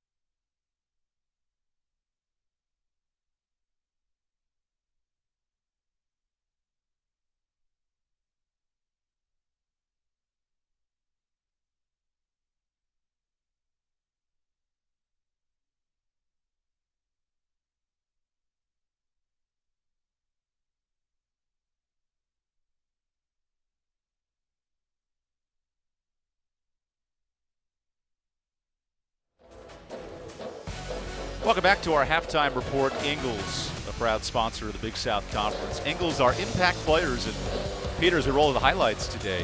What an impressive start for both teams in turnovers. 4 combined. These defenses have come to play in the first half. Yeah, they really have. I mean, again, you see it's a great job by Monmouth getting into the end zone early on in this football game to create the opportunities. There's your turnover as Hartley on the very first play lost the football, and Monmouth explodes for a quick lead. Yeah, at 10-0, and then Coach Minter said, hey, we got to get our offense back on the football field. Here you go with a big score. Caleb Snead, 1 catch, 1 move, and the move was just to run away from the defense as he goes 40 yards to the house. It was a great call on that offensive scheme to clear the middle of the field for Caleb to get through and run to the end zone. 8th touchdown of the season for Snead. That leads FCS football. And then Campbell's defense with a stop. Chris Cromartie earns the turnover chain. It was one of the few times where you saw Musket stand in the pocket, and that's what happens when you stand in the pocket against this Campbell defense. Musket gets the football back, and he was slinging it. This is Lonnie Moore escaping Terrence Green, a 74-yard touchdown. Explosive plays for the Hawks today. Nothing new here. It's man-to-man coverage. It gets separation, challenged by Campbell's D. That put Monmouth ahead, 17-10. The Hawks get the football right back after a stop, and Lonnie Moore beats Joe Johnson one-on-one. It was a great double move there. You saw the pump fake by Musket. Lonnie Moore gets free into the end zone for the touchdown. Final possession of the first half for Campbell, looking to make things happen late, and Wiley Hartley's picked off. The ball just hung in the air a little bit too much. Then to close out the half, Hartley, who entered this game with 11 touchdowns, had his fair share of turnovers, 2 picks in that first half, and that's all Monmouth needed. Peter, certainly a convincing first half start for Monmouth. We'll see if Campbell can respond. We'll come back more with some thoughts on the second half after this on ESPN 3.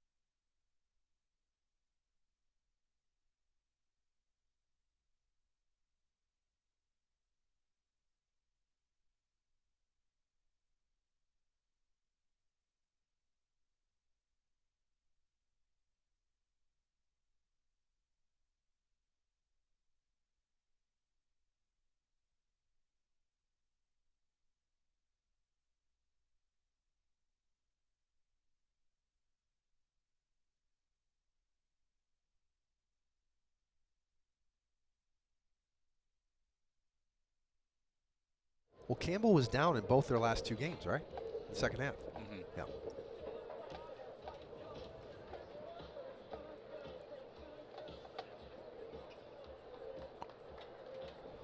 20-minute half times are too long at the FCS level. You could do it in 15. You could.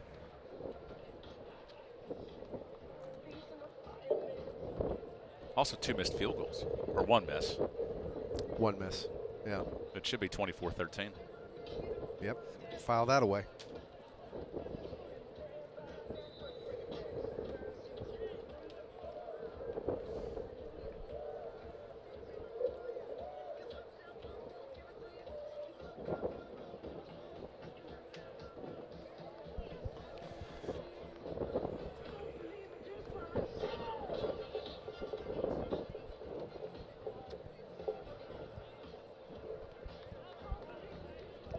Oh, wow.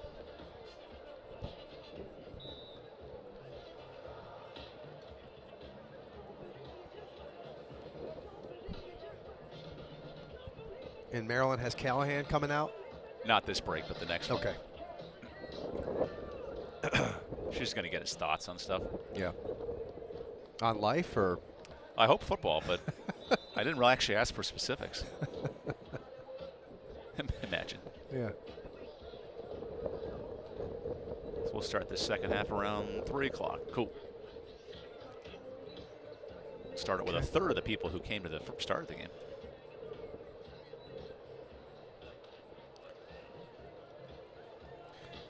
Here's your first half numbers. These two offenses, number 1 and 2 in total yards in conference play coming in.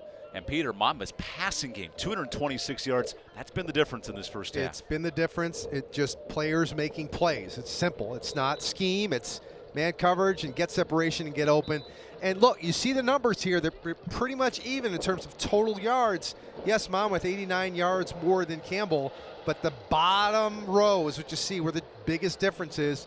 Campbell turning it over 3 times. Monmouth only 1 time has created different opportunities for the Monmouth offense, which they've capitalized on. Get the man a telestrator. Darn it. Peter Montemurno needs one. Circle the 3. I almost put my pen on the darn screen. But the 3 turnovers also costly. 2 interceptions late in the half and a fumble as you're driving the football. Wiley Hartley's got to clean that up. That he really does, especially that last pass that just hung in the air just too long. And then the second pass, he was hit as he was throwing.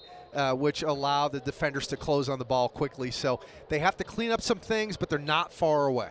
We'll take our final timeout when we come back. Thoughts from Kevin Callahan as Monmouth leads by 2 touchdowns in this first half on ESPN 3.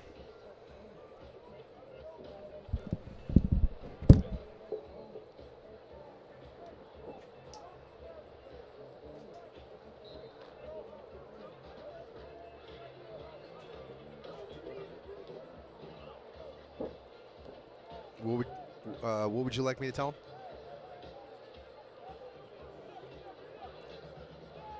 Four minutes, got it. Thank you.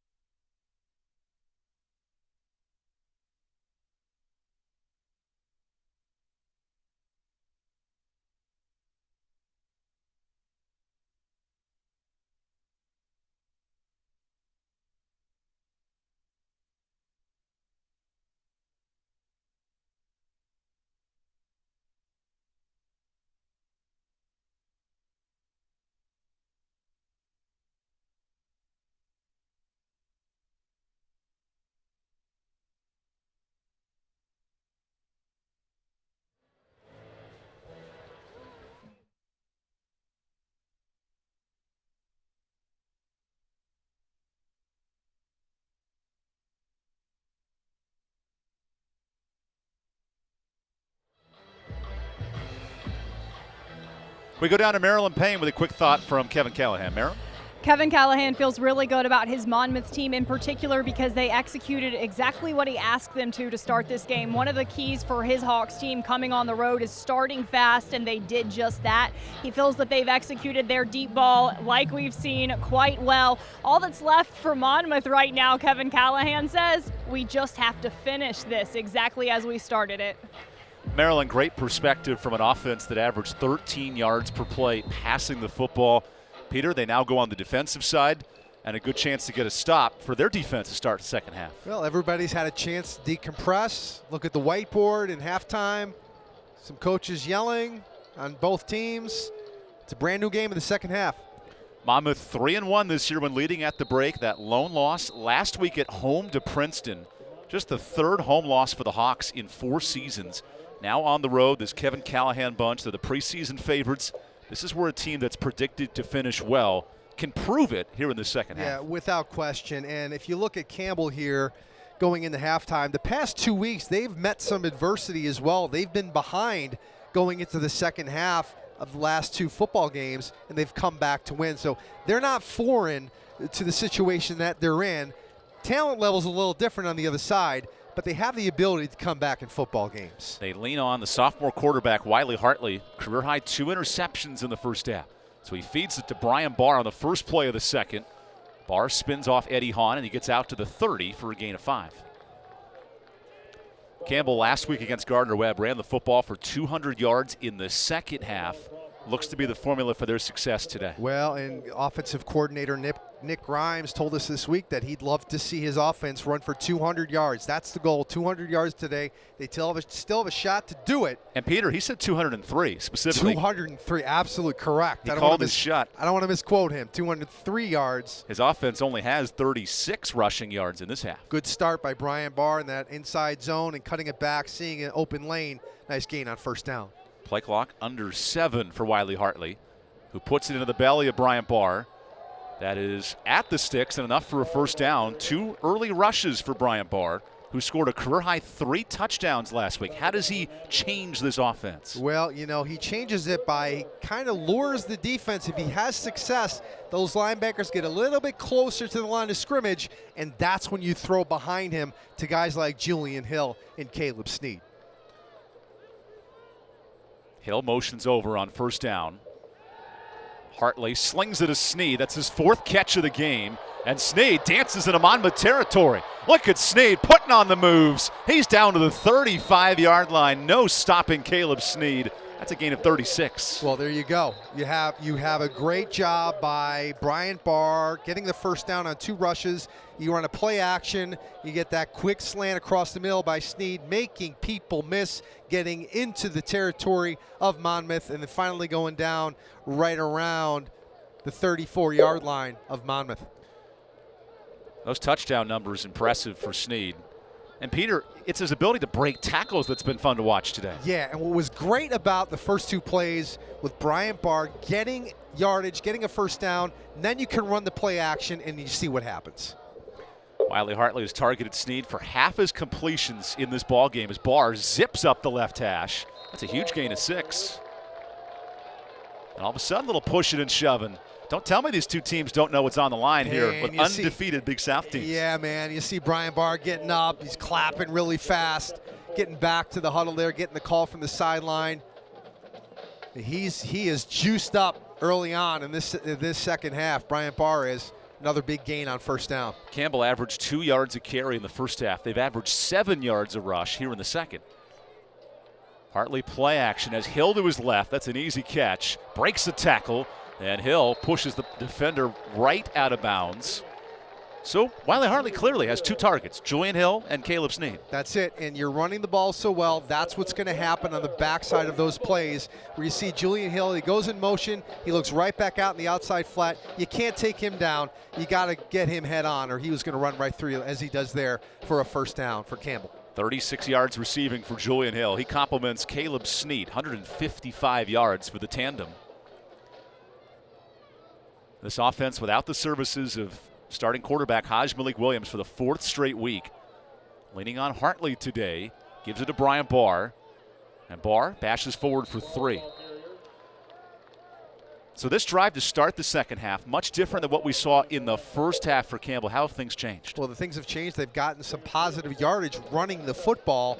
Big yards on first down. If you get 5+ yards on first down, you can open up your playbook.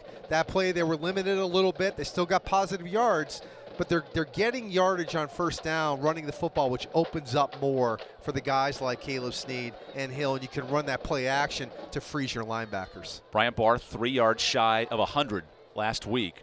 In this ball game, getting his running game moving. 8 for 29. A big chunk of that coming here on this drive.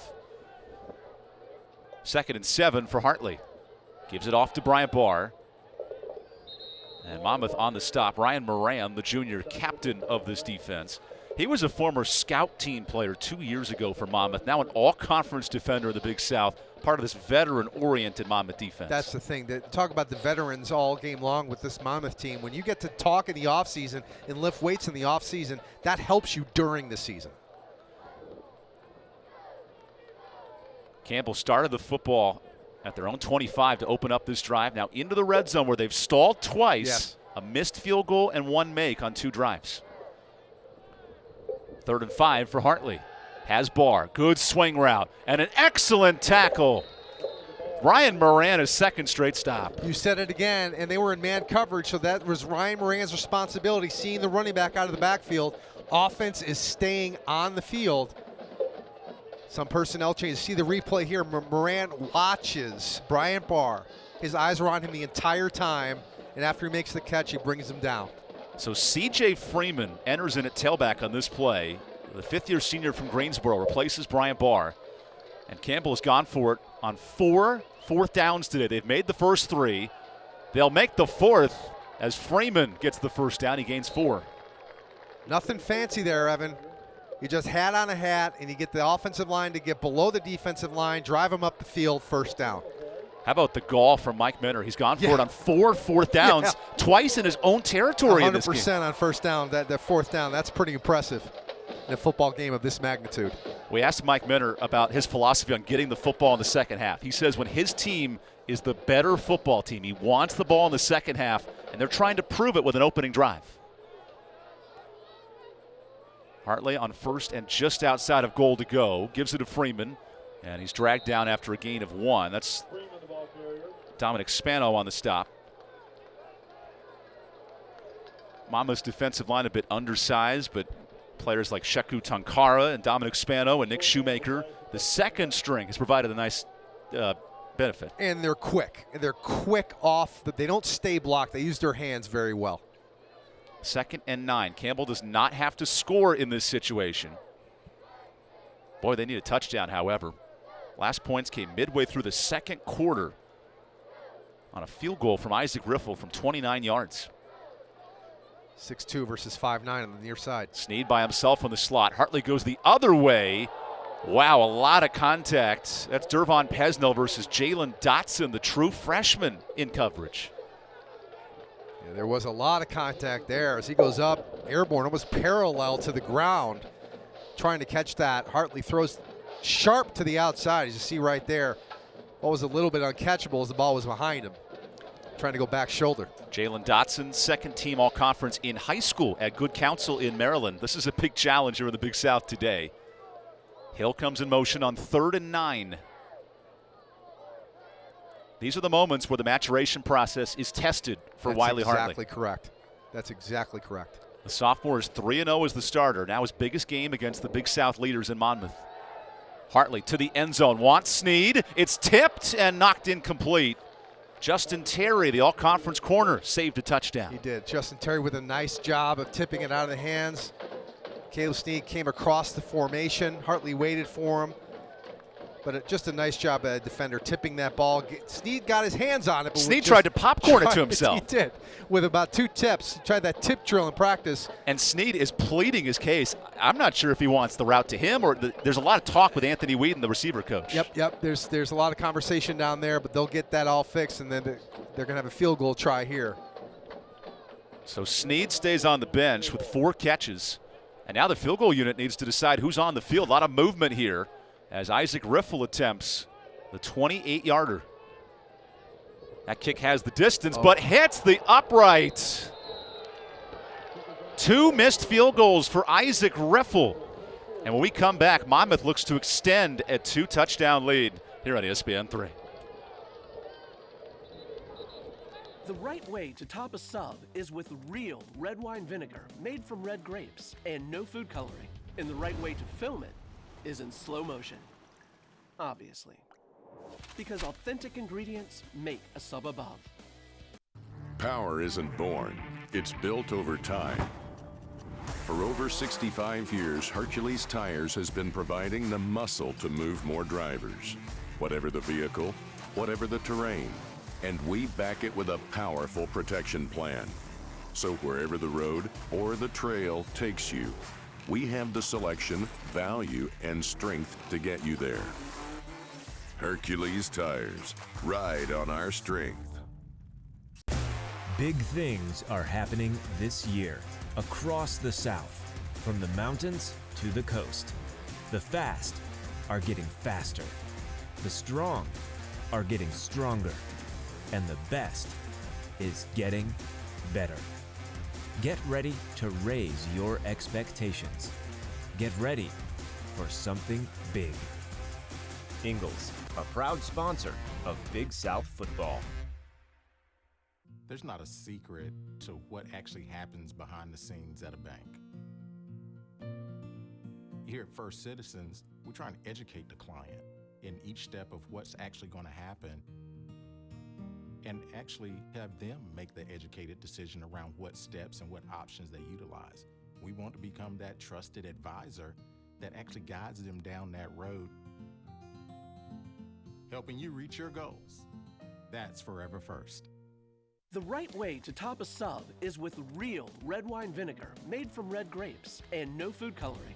And the right way to film it is in slow motion. Obviously.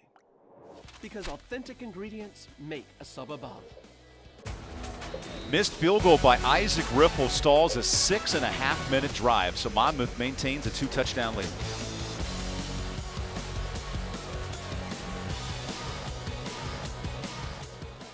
First carry. How about the breaking hole and Monmouth exploding? There is a flag down on the Juwan Ferry rush. But Peter, that's a big miss for Isaac Riffle. That really was a big miss. I mean, that's something that, you know, you're that close, you have to make that kick, and you know, that's what Coach Campbell puts his confidence in the kicker.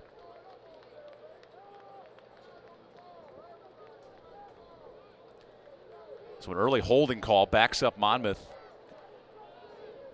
The Hawks are the 9th least penalized team in the country. That's North Dakota State who holds that mark. And we've seen what NDSU's been able to do with all those national championships. Year after year after year. 6 of the last 7 years they've won the title. We have more whistles on the field. Both teams pointing at each other. Oh, had the ball at the wrong hash. Okay, so we're back on the same page. And the clock will run with 8.5 to go in the third. Along with Peter Montemerno, Evan Budrovich with you. Juwan Fari, it's the same counter play and an even bigger result out to the 25. Fari gets all the yardage back, and he gains 10. His biggest run of the day, Juwan Fari, and that's what we expected from him from the beginning of this game. But look at Monmouth running no huddle on 2nd and 4. Musket slings it out to the tight end, Gene Scott. That's a nice breaking run up the far sideline. And first down conversion for Gene Scott, the 5th-year senior from Wall, New Jersey. Now we saw a little bit of that no-huddle offense in the beginning of the game, and they went away from it. Now they're coming right back to it.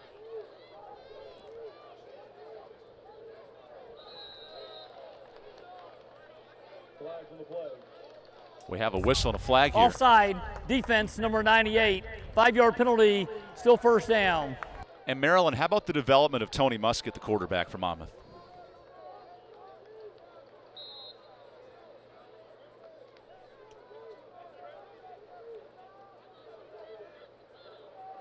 with this offense, and that's what makes him so great.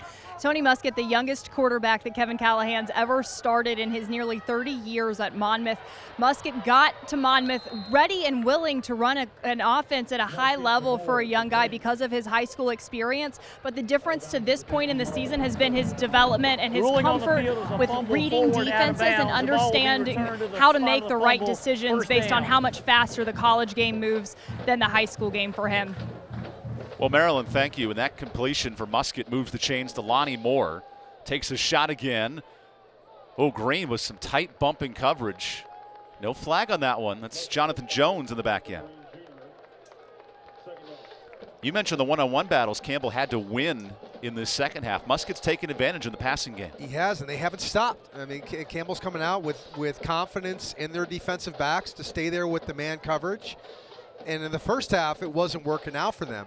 And the one thing that Tony Muskett, you look at him, he delivers the ball with authority, steps into his throws, and rifles that football in such a quick release. Hard for defensive backs to close. Fari on the misdirection. He's dragged forward for a gain of 2. That's Josh Johnson on the tackle. And now this is the money down for Monmouth. 3rd and 8 upcoming.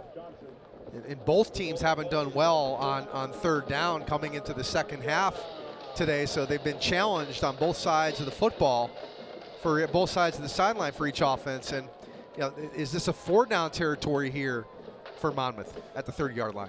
Monmouth 3 of 9 on third downs today. This would be a statement drive after Campbell went 6 minutes and could not score. Muskett off to Fari. That's a nice hole off the right guard. And he'll be a yard short of the sticks, maybe 2, following Brian Syracuse's fifth-year right guard. Well, you see here the offensive line, they're tight, their splits are tight on the O-line, and at the snap, they just, all of them, like a wall, are pushing back the D-line for Campbell. That seems to me as if Monmouth's offensive coordinator, Jeff Gallo, he's playing for 10 yards on 2 plays. Yes, yeah, I mean, that's what you see. And here we go, 4th down. Monmouth 3 for 3 on 4th downs. Campbell also 3 for 3. Both teams converting at a high rate. And we have a timeout. Mike Minner had to call it last minute. There was some player issues of who was on the field. Campbell, their first of the half, 30 seconds.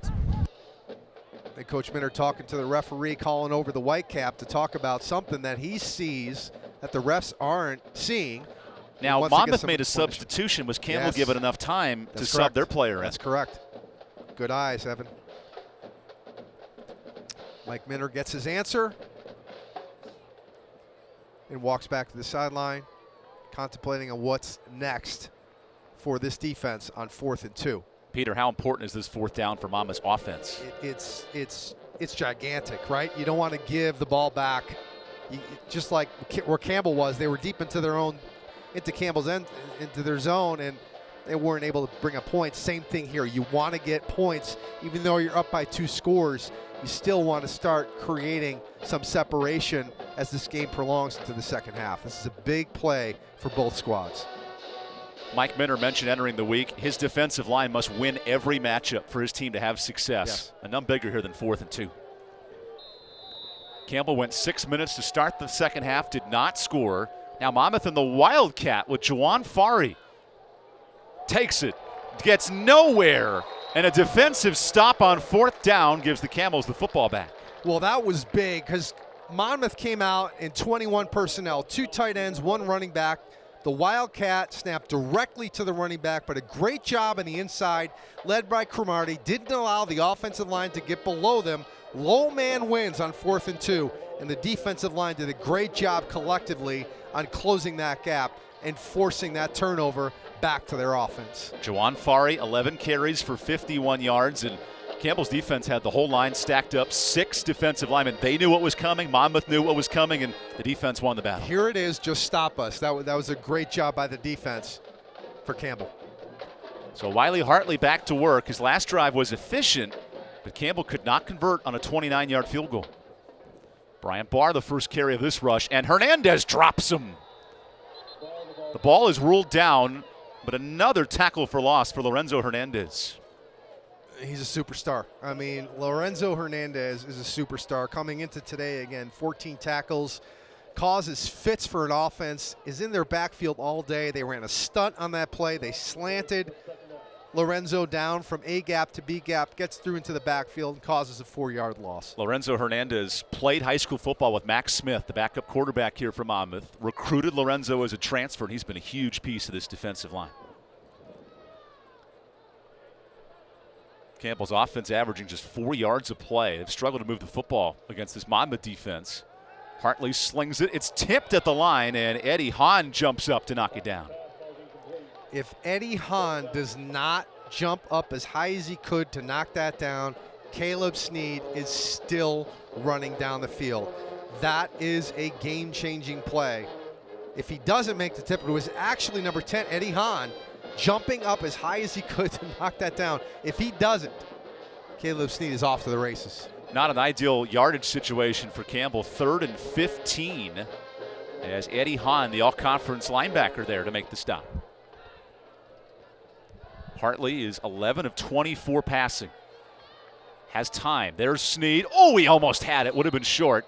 And Monmouth, I'd imagine here, there's the punting unit, gets another stop here in the 3rd quarter. Yeah.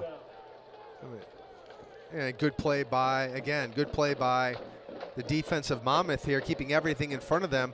Hartley is, again, under pressure there, has to throw the ball high because he has a defender bearing down on him right in his face, and he had to throw the ball a little high because of the pressure that was put on him. How about Justin Terry taking on the assignment of guarding Caleb Snead? He's done a great job in this game. He sure has. He has kept Caleb Snead in check for the most part. Corey Peterson, his 2nd boot of the ball game.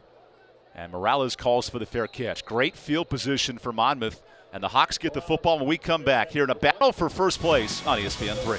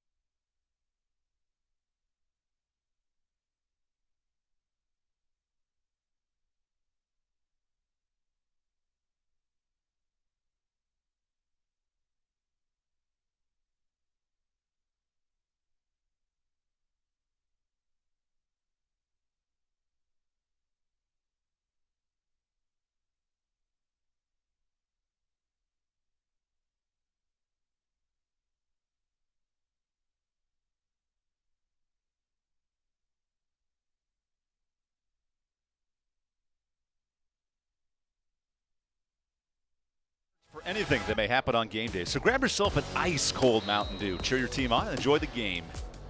Monmouth's enjoying this first half performance offensively. Now back to work here in the second with a 2-touchdown lead. The Hawks, 12 straight Big South victories. It's been led by an explosive passing game and Tony Musket, who feeds it off. There's a gain of 6 to open up this drive, and the Monmouth running game has found its rhythm. That's Owen Wright, the graduate transfer from William & Mary. And they're both patient runners, so they wait to see the blocking develop. They wait to see where the hole might be, and they're patient enough to hesitate and then break through, and they're fast enough to break through and pick up big yards. Following the short punt by Peterson, Monmouth in great field position, and there's a first down run for Owen Wright. His 31st carry of the year for the 2-time All-CAA tailback. That's a nice addition behind Juwan Fari. And you're seeing a little bit of the Campbell defensive line kind of stand straight up and not deliver that blow and get low and get into the backfield. Peter, you mentioned coming in, to stop Monmouth, your defensive line has to be proactive and not reactive. Right.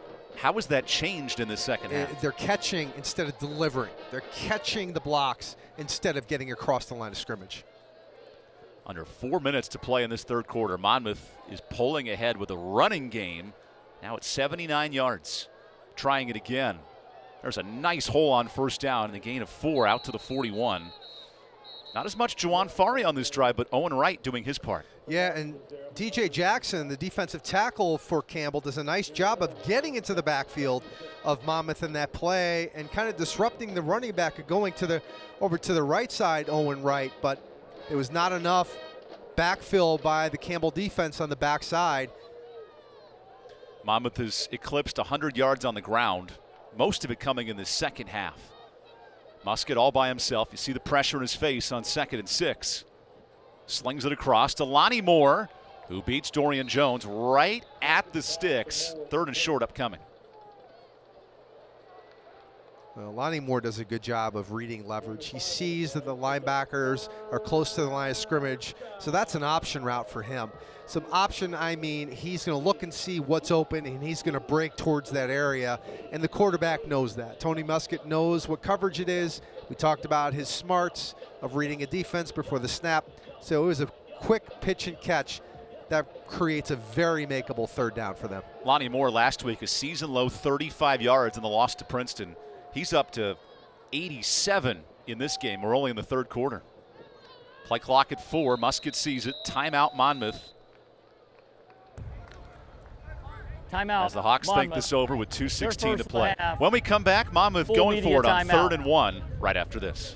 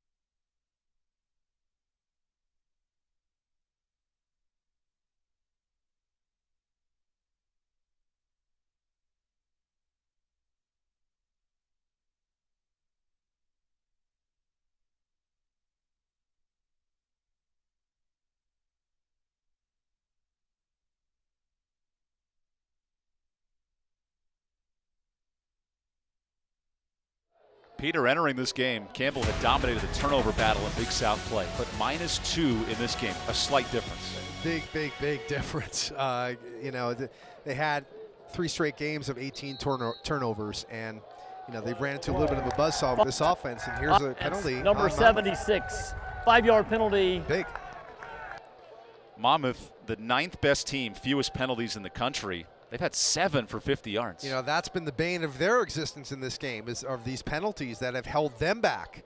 As you see here on the replay, the dead ball because of the penalty on Monmouth's offense. So now a 3rd and really makeable as it become a 3rd and somewhat manageable. Musket faces 3rd and 6. Monmouth just 3 of 9 on third downs today. It's been a struggle for the Hawks. Musket reads the pocket, slides up. Now he's on the move, and that's a first down for the diving sophomore quarterback. Who said he's a pass-only QB? Can make plays on his feet. And the pocket collapsed quickly because you'll see here on the replay, the defensive line for Campbell runs a stunt. They run a tackle twist. That was a replay of the penalty, but they ran a tackle twist, and that pocket collapsed. But Musket did a nice job. Musket slings it for Treadway, who plays defense and saves a pick as Alderelli almost had the catch. Malik Great was there in coverage. It's a good one-on-one battle. And yeah, it was a great veteran move by Tony Musket because things were getting, he hasn't had a lot of pressure all day long. And as you see it right here, they ran that stunt. He steps up in the pocket, things collapsing. He says, I'm going. And then he gets over right near that 30-yard line, enough for that first down. That's a veteran move by Tony Musket. First carry for Tony Musket in this game, making things happen in the running game. As Monmouth's over 100 yards on the ground in this second half. Tight end Justin Marcus in motion. There's Jaden Sheridan, not much on first down. And all of a sudden, Peter, with 1 minute left in this third quarter, Monmouth has not allowed a point in the second half, and their offense has found rhythm running the football. Yeah, a little bit. We have an injured Monmouth Hawk on the field at this point, but nice job by C.J. Tillman taking on that counter tray for little to no gain. So we have an injured Monmouth Hawk, and let's flash up the tail of the tape one more time, Peter, because we mentioned the turnover difference. Yeah. Monmouth entered this game the highest scoring team in the Big South, yet it's been their defense today. Now, Campbell's missed a couple field goals, but their defense that has really made the difference. It really has, and they've really taken Campbell out of their any offensive rhythm. They've had big plays. You see Caleb Snead have big plays. You've seen Hill have big plays, but they haven't been consistent enough for this entire game. And the defense of Monmouth is the reason why. And a lot of adversity in this game, but look at that scoring offense, 38 points a game, and they've sputtered to 10 in the second half. And they really have, and they still have obviously a chance to come back with 1:36 left in the third quarter. But things have to change because the rhythm of Campbell's offense is way out of scope. They haven't been able to establish anything today offensively. Tony Musket, meanwhile, now at 210 total yards of offense, and Peter, a first half where he was incompleting over 50% of his passes. What's been the difference in the second half versus the first? I think he's kind of settled in more, and he's delivered the ball with a little more authority from what we've seen in the first half across the middle of the field, down the field. I mean, he had some great long balls, but his short balls in the second half have been delivered with authority. This is a 3rd and 10 for Monmouth. They've converted once on this drive. Musket out of the pocket. This is where he can be dangerous. Looks back across the field, and Green has knocked away in coverage. Darian Slade and Dorian Jones combined for the stop. Well, so far in this drive, you've seen him have to roll out of the pocket. Didn't see anything down the field in coverage, so good job at the D-line. Nothing on the outside, so Musket steps up, knows he can't get to the boundary, throws it back to the middle of the field, but a great job on the outside by Jonathan Jones and team to corral and close on that football, forcing a field goal attempt. Dorian Jones set a career-high 8 tackles when these teams met 3 years ago. He gets the stop on this play. Field goal from 48 yards for Nick Knoll. Has plenty of distance, and Nick Knoll drills it. What a difference the kicking game can make. Monmouth 1 for 1.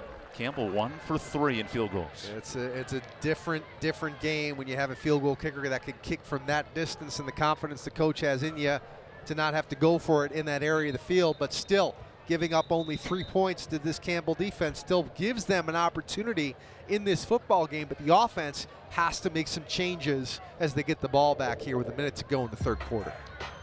Nick Knoll, that's a new season best. Do you guys have me on mic right now? Marilyn, how about this Monmouth team overcoming some adversity and playing really good football in the second half? Yeah, basically explained that of all the tasks his team has faced, this season, in particular in the Big South. He knew this would be the toughest for them. Of course, we know Campbell 2-0 in the league coming into this. Perfection was effectively what was expected from Monmouth, both on offense and on defense. We got great detail from Andy Bobick, the defensive coordinator, about the perfection that the defense was expected to put out on the field today. Now they'll face Campbell's offense again to see if they can continue holding the Camels to just 10 points. There's a deep kickoff for Nick Knoll, who's become a special teams weapon in this game. The preseason all-conference kicker, and in a game of undefeated teams in a conference, how important is a performance like this? I mean, extremely important. Extremely important when you can create bad field position for an opponent. We could put the field goals through as a kicker on special teams. Special teams is such a huge part of a game of this magnitude, where you have Campbell trying to become the team to beat and Monmouth still being the team to beat in the conference. Special teams, gigantic part of the game. Campbell 2 drives for 9 minutes in this second half. No points to show for it, as Hartley slings it out to Caleb Snead. That's one way to get the receiver involved. And he's tripped up after a gain of 3. Justin Terry's been everywhere defensively. Oh, he has. He's been all sideline to sideline, running all over the place. Justin Terry, one of the best players on the football field today, as they try to get their ball into the hands of their playmaker right away. And Terry does a great job of corralling him before he can only get 3 yards on the play, maybe 2. Hartley peeks to his bench where the backup quarterbacks are signaling the signs. And certainly here, Peter, Hartley's undefeated as a starter, but this is a much different challenge. Big learning curve for the sophomore. Here on 2nd and 7, puts into the belly of his tailback, Michael Jamerson, and Eric Massey trips him up after a gain of 3. Still, it's nice to see they're picking up big chunks here of yards running the football. Still forced with a 3rd and short, but when they're running the football in the second half, they picked up those big chunks. It allowed them to have that big play in the passing game to get Snead down deep into Monmouth's end. But again, the kicking game didn't help them out. We go to the 4th quarter. Monmouth searching for a 3-0 start in the conference. They lead by 17. Football is the game of life, and it brings the community together. White, black, boys, girls. Flag, tackle. Football can revive communities. Anybody can play. That family value, that brotherhood is everything. It's really what all it's about. It's just having a good time and being able to play. There's never been a better time to play. Hard work, a love for the game, is mandatory down here. Sacrifice, a desire to be great, lives down here. Excellence, the will to compete, persists down here.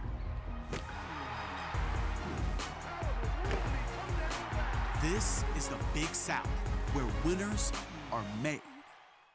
Power isn't born, it's built over time. For over 65 years, Hercules Tires has been providing the muscle to move more drivers. Whatever the vehicle, whatever the terrain, and we back it with a powerful protection plan. So wherever the road or the trail takes you, we have the selection, value, and strength to get you there. Hercules Tires, ride on our strength.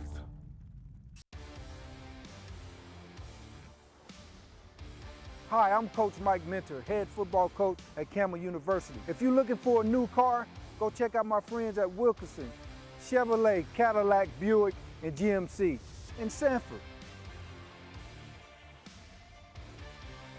Go where I go, Wilkerson in Sanford, proud supporters of Campbell Athletics. Pizza's here. It's pizza time. When your family gathers around a shakaroni pizza from Papa John's, you're sharing our biggest, most foldable slices with extra cheese and pepperoni. But you're also sharing way more. You're sharing the chance to graduate college, 3 meals a day, and a safe place for kids to learn and grow. Because $1 from every shakaroni goes to charities people depend on. It's not just pizza, it's pizza with a purpose. It's bow time. The workday might be ending, but your family's hunger is still gearing up for the night shift. Now you could unload groceries, chop, dice, mince, preheat, heat, slap around the smoke detector, and then celebrate with a big old pile of dishes. Or you could just drop a big bow box on it. Because when you can feed the family with 12 Supremes, fixins, biscuits, and tea, you can clock out and still spend some well-earned quality time with a delicious dinner. It's bow time. Now leads the Campbell Camels 27-10, and the Camels driving, hoping to score for the first time since about 7.5 minutes left in the second quarter. They faced a very tough task against Andy Bobic's defense. His defense only allows about 116 rushing yards per game by opponents, but right now Mike Minter's team only has 52 rushing yards because Bobic says for his defense, 80% rule is just not good. Knows that opponents in college oftentimes hit 90% right enough, but he demands perfection from his defense, and to this point he's nearly seen it, but he has entirely seen it in this second half versus the Camels as they try and get some ground game going here, Evan. Yeah, Maryland, it's been tough for Campbell's offense in this second half. Only 50 yards rushing in the game, and that's the bread and butter of this team. We have a Wildcat set with Brian Barr running the offense here on 4th and 2. Barr keeps, follows his line, sneaks through, and Barr has the first down out to the 48. A little creativity from Nick Grimes on 4th down. Needed to have it there on 4th down. That was kind of desperation. Got to make this or the game is kind of out of reach at that point to give the ball back to the offense in your own zone. But a nice job by Barr to be patient to find the hole. Good job by the O-line giving him space. Nice pickup. Getting almost to the 50-yard line. If only Campbell's offense could operate on 4th down. 3 for 3 today. Right. Now they sit near midfield as Brandon Fights checks back in at receiver and Hartley returns. Empty set. Hartley 11 of 26 passing. That's a career low in his 4th start. Finds Cameron Bent, who hangs on to the football, and he's dragged out there after a gain of 6. Jalen Dotson, the freshman, on the stop. You don't have to live with the home run ball. I mean, I know it's 17 points, 13 minutes left, but those quick plays, those slants, those digs, they can all work here. You gain 7 yards on 1st down. Now you can really open up your playbook and do some more things, but look for your tight end, Julian Hill, get to the outlet to the running back, maybe a circle route, et cetera, but you don't need the home run ball right now. Nick Grimes, the offensive coordinator, believes in keeping his playmakers on the field, so he puts 4 receivers out on 2nd and 4. Hartley the pump fake. No one fooled. Snead dropped the football, and the ghosts of Justin Terry behind him forced an incompletion. And again, we talked about Justin Terry before, all over the field. I'm sure Snead heard the footsteps bearing down on him as he jumped in the air for that football. As you saw Hartley there, he pump faked it, but the defense didn't fall for the pump fake, so he had to look through his progressions back to the far side over to Snead. And there you see Justin Terry there to make the play. Snead sitting on 4 receptions and now 4 drops in this football game for the FCS leader in receiving yards per game. Needs a big-time performance here in this 4th quarter. 3rd down. Here's Jamerson. That offensive line creates space, and he's just short of the sticks as our favorite linebacker, Ryan Moran, 7 tackles today, makes the stop. Another 4th down decision. Here's Wiley Hartley going for it. No huddle as well. Jamerson on 4th down. There's the first. Spins off a tackler. Boy, there was not a lot of physicality from either team on that play, but it works for 7 yards. It sure does. You just find a space for Jamerson to run through, and he'll find it as he does there. And Hill does a nice job of kind of getting in the way on that concept, that split zone concept there. Jamerson for the 1st down. Campbell 4 for 4 on 4th downs if you're keeping track at home. Mike Minter rolling the dice in this final quarter. Back to Jamerson off the block of Julian Hill, and he takes Eric Massey out for 3 yards on 1st down. Peter, it is a 17-point game, but you start looking at the clock, it's kind of that indecisive time. Yeah, you're right, and I think now there needs to be a little more sense of urgency in the body language of the offense of Campbell. And now they're looking back to the sideline, and I understand it. You know, you can score a touchdown here. It's only 10 points with 10 minutes to go. I get it, but you feel like there needs to be a little more of a sense of urgency with this offense. Especially when your offense burned a timeout early in the 3rd quarter. Only 2 to play. Hartley on 2nd and 6. There's a deep route. Whitehead open, incomplete. Wanted his main target, and instead it's a 3rd and long. Boy, Hartley's been a little bit off on those deep balls today. Yeah, he just hasn't been as effective as he has been in the past 3 weeks. As you see, Hartley gets the snap. Whoa, did you ever see that? The center looks back to the quarterback for the silent count. Yes, yeah. And then just out of the reach. Again, not as crisp as Hartley has been in the past couple of weeks, and it has cost this offense in certain situations for sure. Wanted Cameron Bent on that play. So here we go, 3rd and 6. Campbell needing points. They have not scored yet in the second half. Hill by himself to the near side of the field. So Hartley looks that way, and Hill hangs on for the first down. He gets to the 21. And that's the tight end that you're looking for, the big guy, 6'4", 250, sitting in that hook to curl zone. Hartley given protection. He fires that football with authority, which is what you want to see from Hartley. Looking at his tight end, that security blanket, Julian Hill for a big first down. Julian Hill's 5th catch of the game, the team captain at the tight end position. This has been Campbell's bugaboo zone, the red zone. 3 stalled drives and 2 missed field goals in the red zone today. Battle of undefeated teams in the Big South. Monmouth cruising in this 4th quarter. Hartley looks to cut into the lead as he lobs it up. And Jalen Kelsey cannot bring it in. Tight coverage from Eddie Morales. Yeah, the secondary for Monmouth, they are good. They are good in press man coverage. And I thought to myself before that play, I'm like, wow, these guys are still in press man coverage.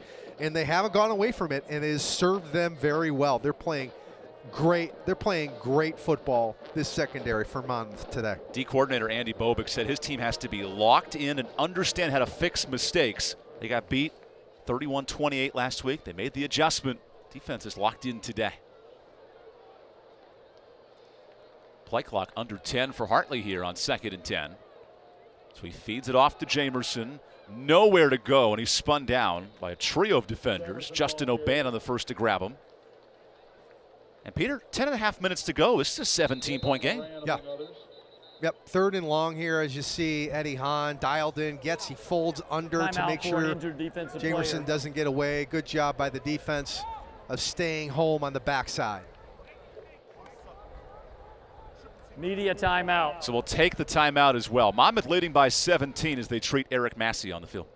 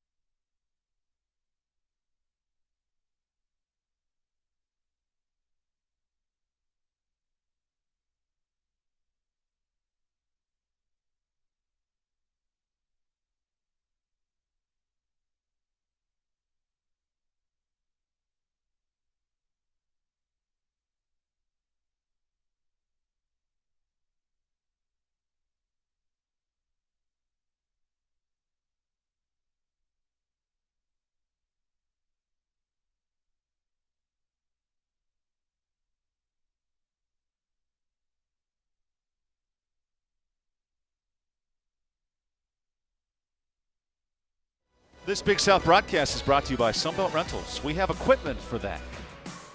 Campbell needs a 3rd down operator. They've had trouble moving the football. 3rd and 9 upcoming. On fourth down, they've been perfect. 5 for 5 in this game.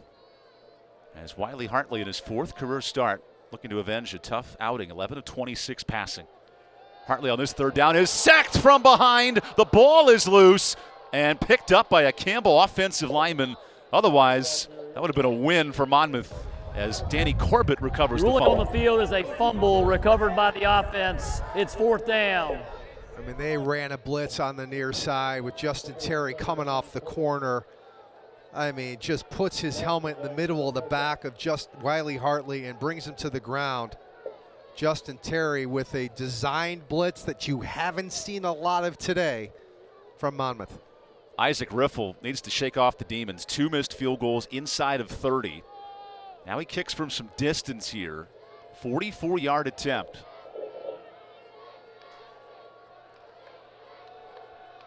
To make this a 2-touchdown game. Riffle's kick is bending left. That is no good, and 3 missed field goals will not win you a game with 2 undefeated teams in conference. No, without question. Tough day for the kicker. Yes. So Monmouth now with 9:26 to go. They have a chance to put this game away, Peter. How do they pull it off in this 4th quarter? Well, you got to create a turnover here. I mean, 9:26. You shouldn't see Monmouth put the ball in the air, right? With the amount of time that's on the clock, you're in like maybe run the clock mode out for Monmouth if you're the offense. So try to strip the ball, bring the carrier down. I don't see them putting the ball in the air anymore today. Tony Musket has slung the ball all around the field, over 250 yards passing. Here on 1st and 10, Musket to throw. Green, the catch. He's out to the 43. Moving the chains on a gain of 18. This game's been decided on one-on-one battles all afternoon. All afternoon. It hasn't been scheme. It's just been one-on-one battles. Who can outperform the other? That's all it has been. And they're still throwing the football. That combination of Terrence Green and Lonnie Moore, now over 150 combined yards. Such a dynamic duo as Juwan Fari pounds the rock. Look at the Monmouth offensive line taking Campbell to the 49-yard line. That ends up being a 6-yard game on what could have been just 2. Yeah. Yeah, and that offensive line, we talked about it coming into today's game. I mean, they're the veteran squad. 94 career starts between them, 152 games. I mean, that's just something that, at any level, even in the NFL, it's hard to have that type of cohesion on your offensive line. And we asked Kevin Callahan the best part of having that experience. He said, there's nothing you have to teach. This O-line has seen everything, and the adjustments in the second half have been crucial. Right. Right back to Fari. Bounces off one tackler, gets away from Roy Yancey, and there's a 1st down. He's to the Campbell 45. And all of a sudden, with 8 minutes to go, Monmouth sees the light at the end of the tunnel. Yeah, they're starting to break away here. And as you see here, running behind that offensive line, Fari. And that offensive, there's so much chatter that's going down on the field pre-snap. And the offensive line is making their calls. The defensive line's changing. They're bringing a linebacker up to the line of scrimmage. There's so much communication that's happening during the snap that the offensive line, if you have a veteran squad, it makes it much, much easier. Tony Musket works on 1st and 10. Guess who? It's Juwan Fari, who on this carry drags a defender inside the 40 and has now moved into 6th in Monmouth all-time rushing in program history, just past Mark Mecklinger from 2001. And Fari becoming a huge piece of this 4th quarter. Well, and you see, Evan, that what he's done here in this second half, and he's starting to get into that second level. He never really got into the second level of the defense in the first half, but with this offensive line just leaning on the D-line of Campbell, you see Fari getting into that second level. Right back to him. Campbell blitzes from the backside, and there's C.J. Tillman with a tackle for loss. Sets up 3rd and 4. C.J. Tillman coming in earlier in the game because of the injury to Tywan Rivens. And I don't believe Tywan Rivens has checked back into the game. But C.J. Tillman, again, they haven't blitzed much at all today, but you see him coming off the far side edge, unabated, and making a nice tackle on. That's the first negative yard play for Monmouth this entire half. That's something. What does that tell you? tells you the Hawks are leading by 17, and they want to put this game away to move to 3-0 in Big South Conference play. Here's Lonnie Moore in motion on third down. Juwan Fari off left tackle. That's a gaping hole. Darian Slade trips him up at the 27, and that first down might just do it. It might, and you're seeing nothing differently. There's no different scheme here from Campbell's defense with 6 minutes to go in the fourth quarter. This is just great blocking by the offensive line, running the counter play. Number 76, Greg Anderson, coming around the far side counter and clearing the way for Juwan Fari for a big first down. Monmouth in the first half, not a great rushing attack, 63 yards. Over 100 yards in the second half. Yeah, they just stay true to what they're good at, and the offensive line came together.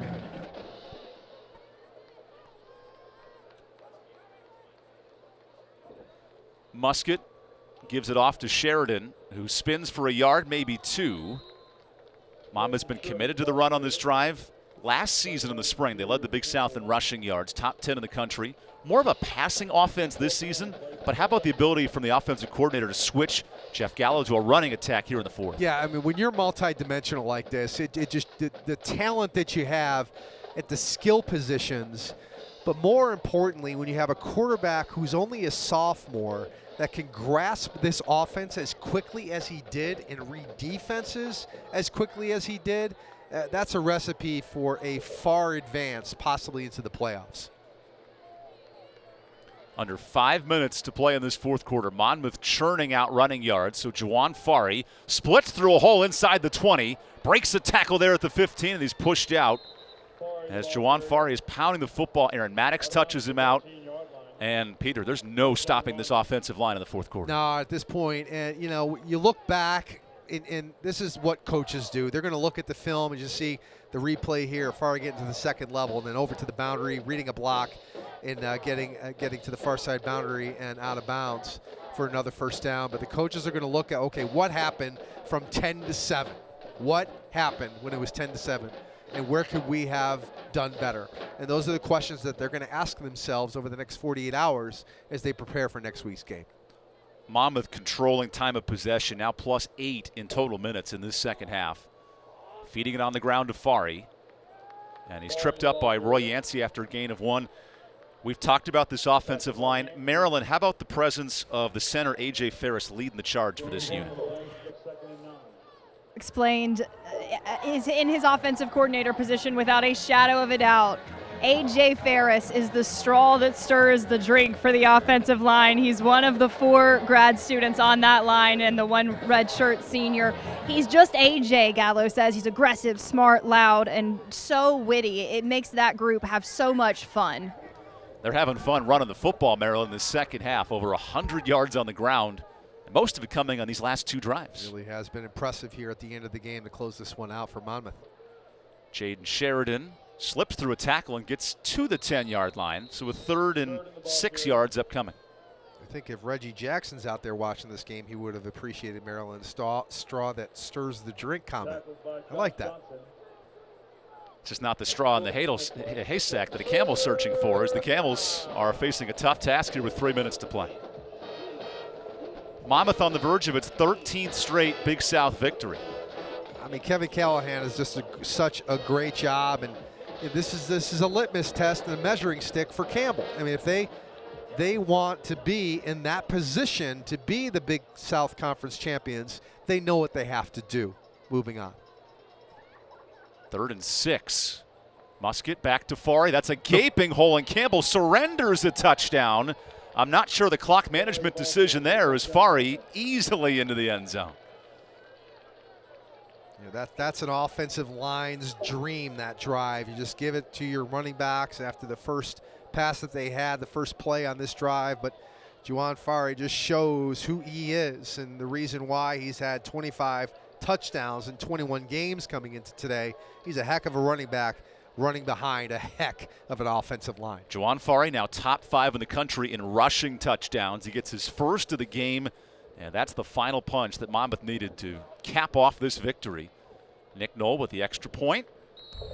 It was a 14-10 game in the second quarter. We'll give you the final 2 minutes after this. Media timeout. shakaroni pizza from Papa John's? You're sharing our biggest, most foldable slices with extra cheese and pepperoni. But you're also sharing way more. You're sharing the chance to graduate college, 3 meals a day, and a safe place for kids to learn and grow. Because $1 from every shakaroni goes to charities people depend on. It's not just pizza, it's pizza with a purpose.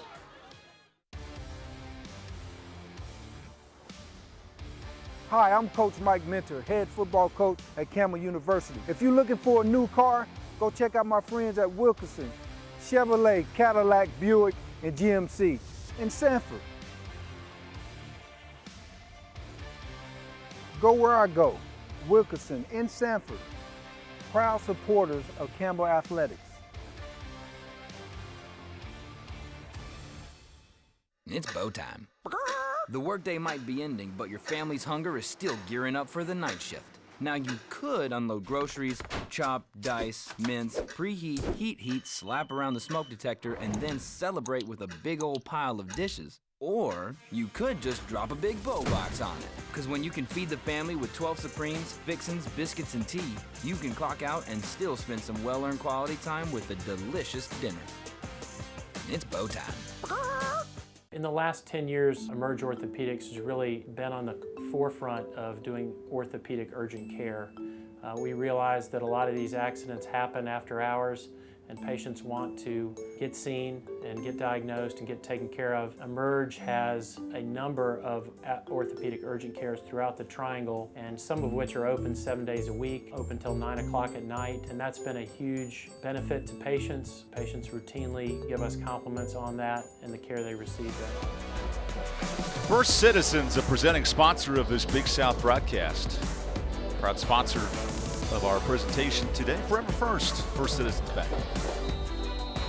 Fans in attendance here in Parker Lynn Stadium wondering how can their defense slow down the Monmouth rushing attack. 150 yards on the ground in the second half. And the Monmouth Hawks well on their way to a 3-0 conference record.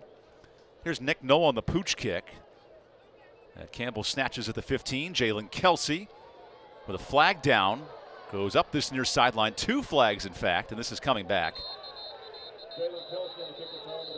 Peter, a loss for Campbell that'll put them at 2-1 in the Big South. Not out of the conference race just yet. Nope. But a long way to go. It really is. Again, today was a measuring stick. It was a good litmus test for Campbell. I don't think you saw Campbell's best performance. It was just a little stale. They were a little stale. They didn't During have the return, holding, the pep in their return step. team number 47, 10-yard penalty, it's first down.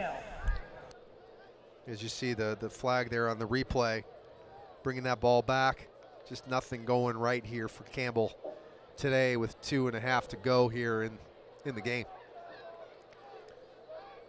Big question about the return of Haj Malik Williams with that injured right ankle. Wiley Hartley really having his first non-impressive performance. Right. Be a critical bounce back week next week against the undefeated in the league play Kennesaw State Eagles.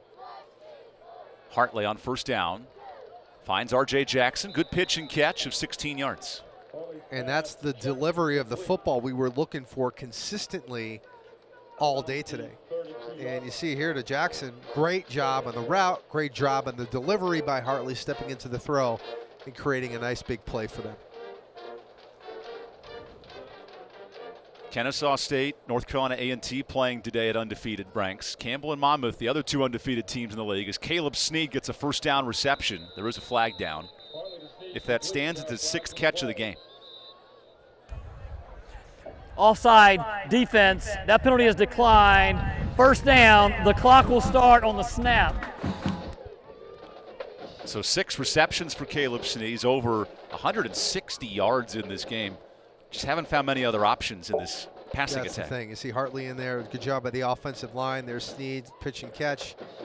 And you may wonder, well, why are they passed to? Why are they? Well, they're playing a little back. They're playing zone now. They're not playing press man, so they're giving receivers the ability to run in space. There's Caleb Snead. 3 catches in this second half, 7 total. He's nearing 200 yards. Might be for naught in this afternoon's affair. That's a great stat day for Caleb Snead, but knowing Caleb Snead, he'd rather have the victory for his team. A very important season for him. Caleb Snead leads the Big South in receiving yards and receptions, building on that with an impressive fourth quarter. Hartley finds Brian Barr on the dump down, There's a first down for Barr, and he's knocked down after a gain of 12. How about Monmouth? A tough loss to nationally ranked Princeton last week. The response from the Hawks, especially defensively, to get this win today. And a solid win. And a solid win for 60 minutes. And you see the replay here, throwing it over to Barr. Good job athletically getting over to the far side boundary, creating another first down. But that's what Campbell's going to have to do next week, Evan. Hartley escapes the pressure. He dumps it off, and it's, who caught that ball? Dervon Pesnell hangs on. It's kind of a double catch, if you will, with the defensive back that time, Eddie Morales. So Hartley's 4 for 5 passing on this drive. And that's the thing, as a football player, you're going to watch your film tomorrow. As you see the replay here, Pesnell getting it at the far side boundary. But you're going to watch your film tomorrow. You're going to get better. You're going to learn, and then you got to move on to next week. Hartley on 2nd and 6. A flag is down. Goes for R.J. Jackson. It's knocked away by Morales. This is at the line of scrimmage, and it looks like on Monmouth. Offside, defense number 44, 5-yard penalty, replay 2nd down. Monmouth, top 10 in the country in fewest penalties, now 8 of them as a team today.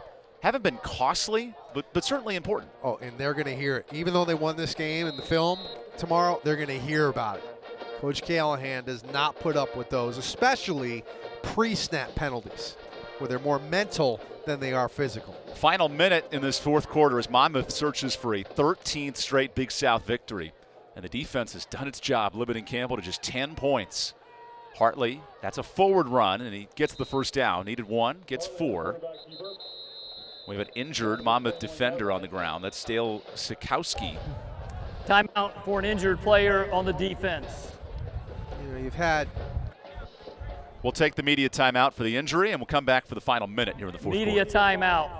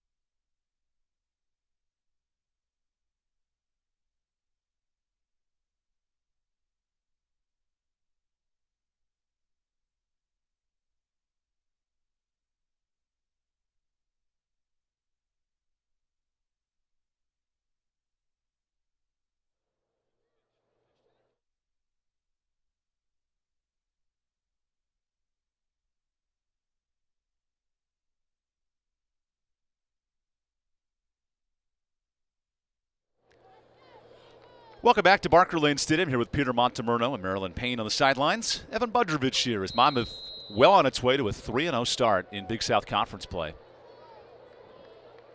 The Camels in danger of dropping to 2-1 as Wiley Hartley in the red zone lobs it up for R.J. Jackson, and he bangs into his own receiver, Jalen Kelsey. A little mix-up in the red zone. There's a flag on the play. And there is a flag down back towards the quarterback. Holding, offense number 78, 10-yard penalty, first down. Adding injury to insult there with the injury to R.J. Jackson and the penalty. And we've seen that today, Evan. We've seen a couple receivers that were in the same area where they're trying. doesn't seem like there's been great crisp routes, and there's been some miscommunication between quarterback and receiver. You just see, wow, right there, that's you never see two receivers in the same area with that much space if you're 30 yards going into the end zone. Especially on a non-scramble play. That was a traditional throw. Right. So Hartley faces a first and forever with 47 seconds to go. Monmouth pitching a shutout in the second half, which is the story of this game. A Monmouth defense that allowed 30 points per contest. They've clamped down. Here's Jordan Goko in motion on 1st and 19. Hartley with time. Takes his shot. There's Cameron Bent, and a touchdown. First of the season for Bent. Here with 41 seconds left in the game. Yeah, Bent with a nice route there. Nice route there. He gets to the inside, got leverage on the defensive back, and gets him right into the end zone for a first down. For a touchdown. So Cameron Bent gets into the end zone. Isaac Riffle, who's had a tough time kicking field goals.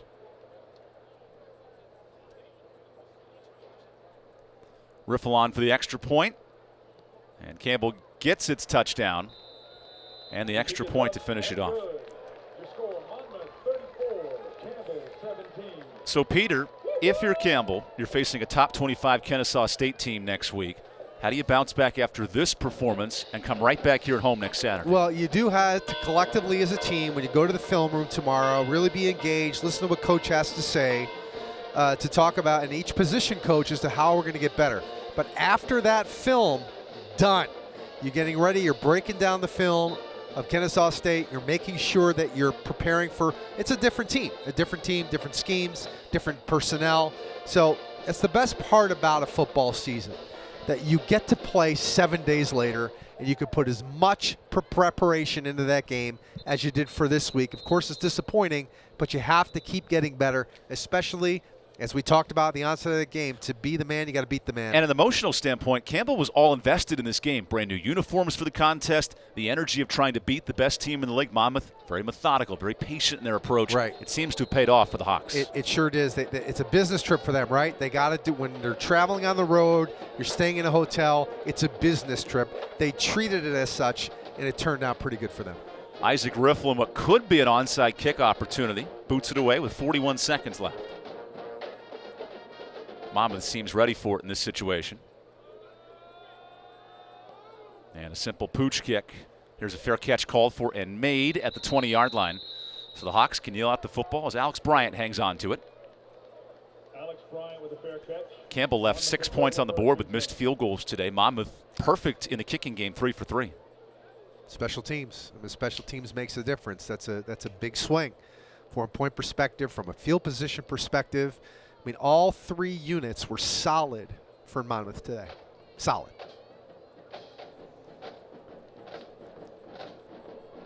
This should be the final play of the football game.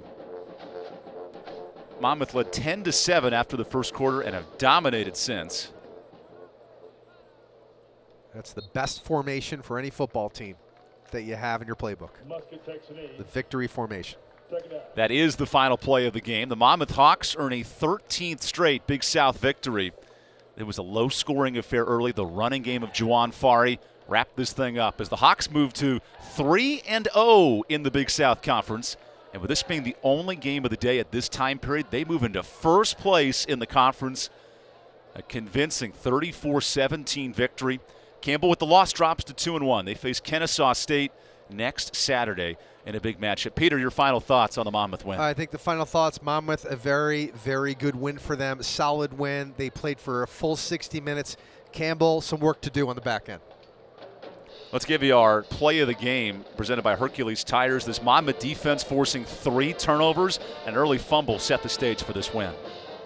It really did. You see here, I mean, just as Hartley goes back trying to find something and then fumbles the football. A little bit of a shocker to start this game, and Hernandez, you see, come away with the fumble, did a great job today. Lorenzo Hernandez all over the field making some great plays defensively. And Peter, a dominant win for Monmouth. How does this team carry momentum into Big South Conference play? Well, they use what they're familiar with. I mean, they have a great coach in Kevin Callahan, great coaching staff, and great personnel. Use your skill guys. and really count on that offensive line. But let's say Tony Muskett, this guy is a player. This quarterback is a sophomore. We'll see him break some record books throughout his career. 150 yards rushing in the second half for Monmouth. Such a dominant win on the ground. That was a big point of emphasis for Coach Kevin Callahan. And now he's down on the field with Marilyn Payne for thoughts. Marilyn with the head coach. Coach, your defense set the tone, forcing a turnover on the first snap of the game. How were they able to maintain that standard throughout all 4 quarters? Well, we talked to the entire team all week about being relentless and playing a full 60 minutes. Campbell's is too good of a football team to not do that against. We've seen them come back several times this year from bigger deficits than they had at the half. And we knew that we had to play a full game from start to finish and just be relentless, be mentally tough, and not let anything that was any circumstances or any concerns worry us. Just focus on what we have to do out there. You emphasized consistency to your team as well. What did your offense do that allowed your team to be consistent with the passing and running game today? Well, I think at the start of the game we were able to hit some passes in some one-on-one situations, and that. And then as the game wore on, particularly in the second half, we were able to run the ball a lot better. And I think running the ball, we were able to wear on them a little bit and take valuable time off the clock, limiting their chances.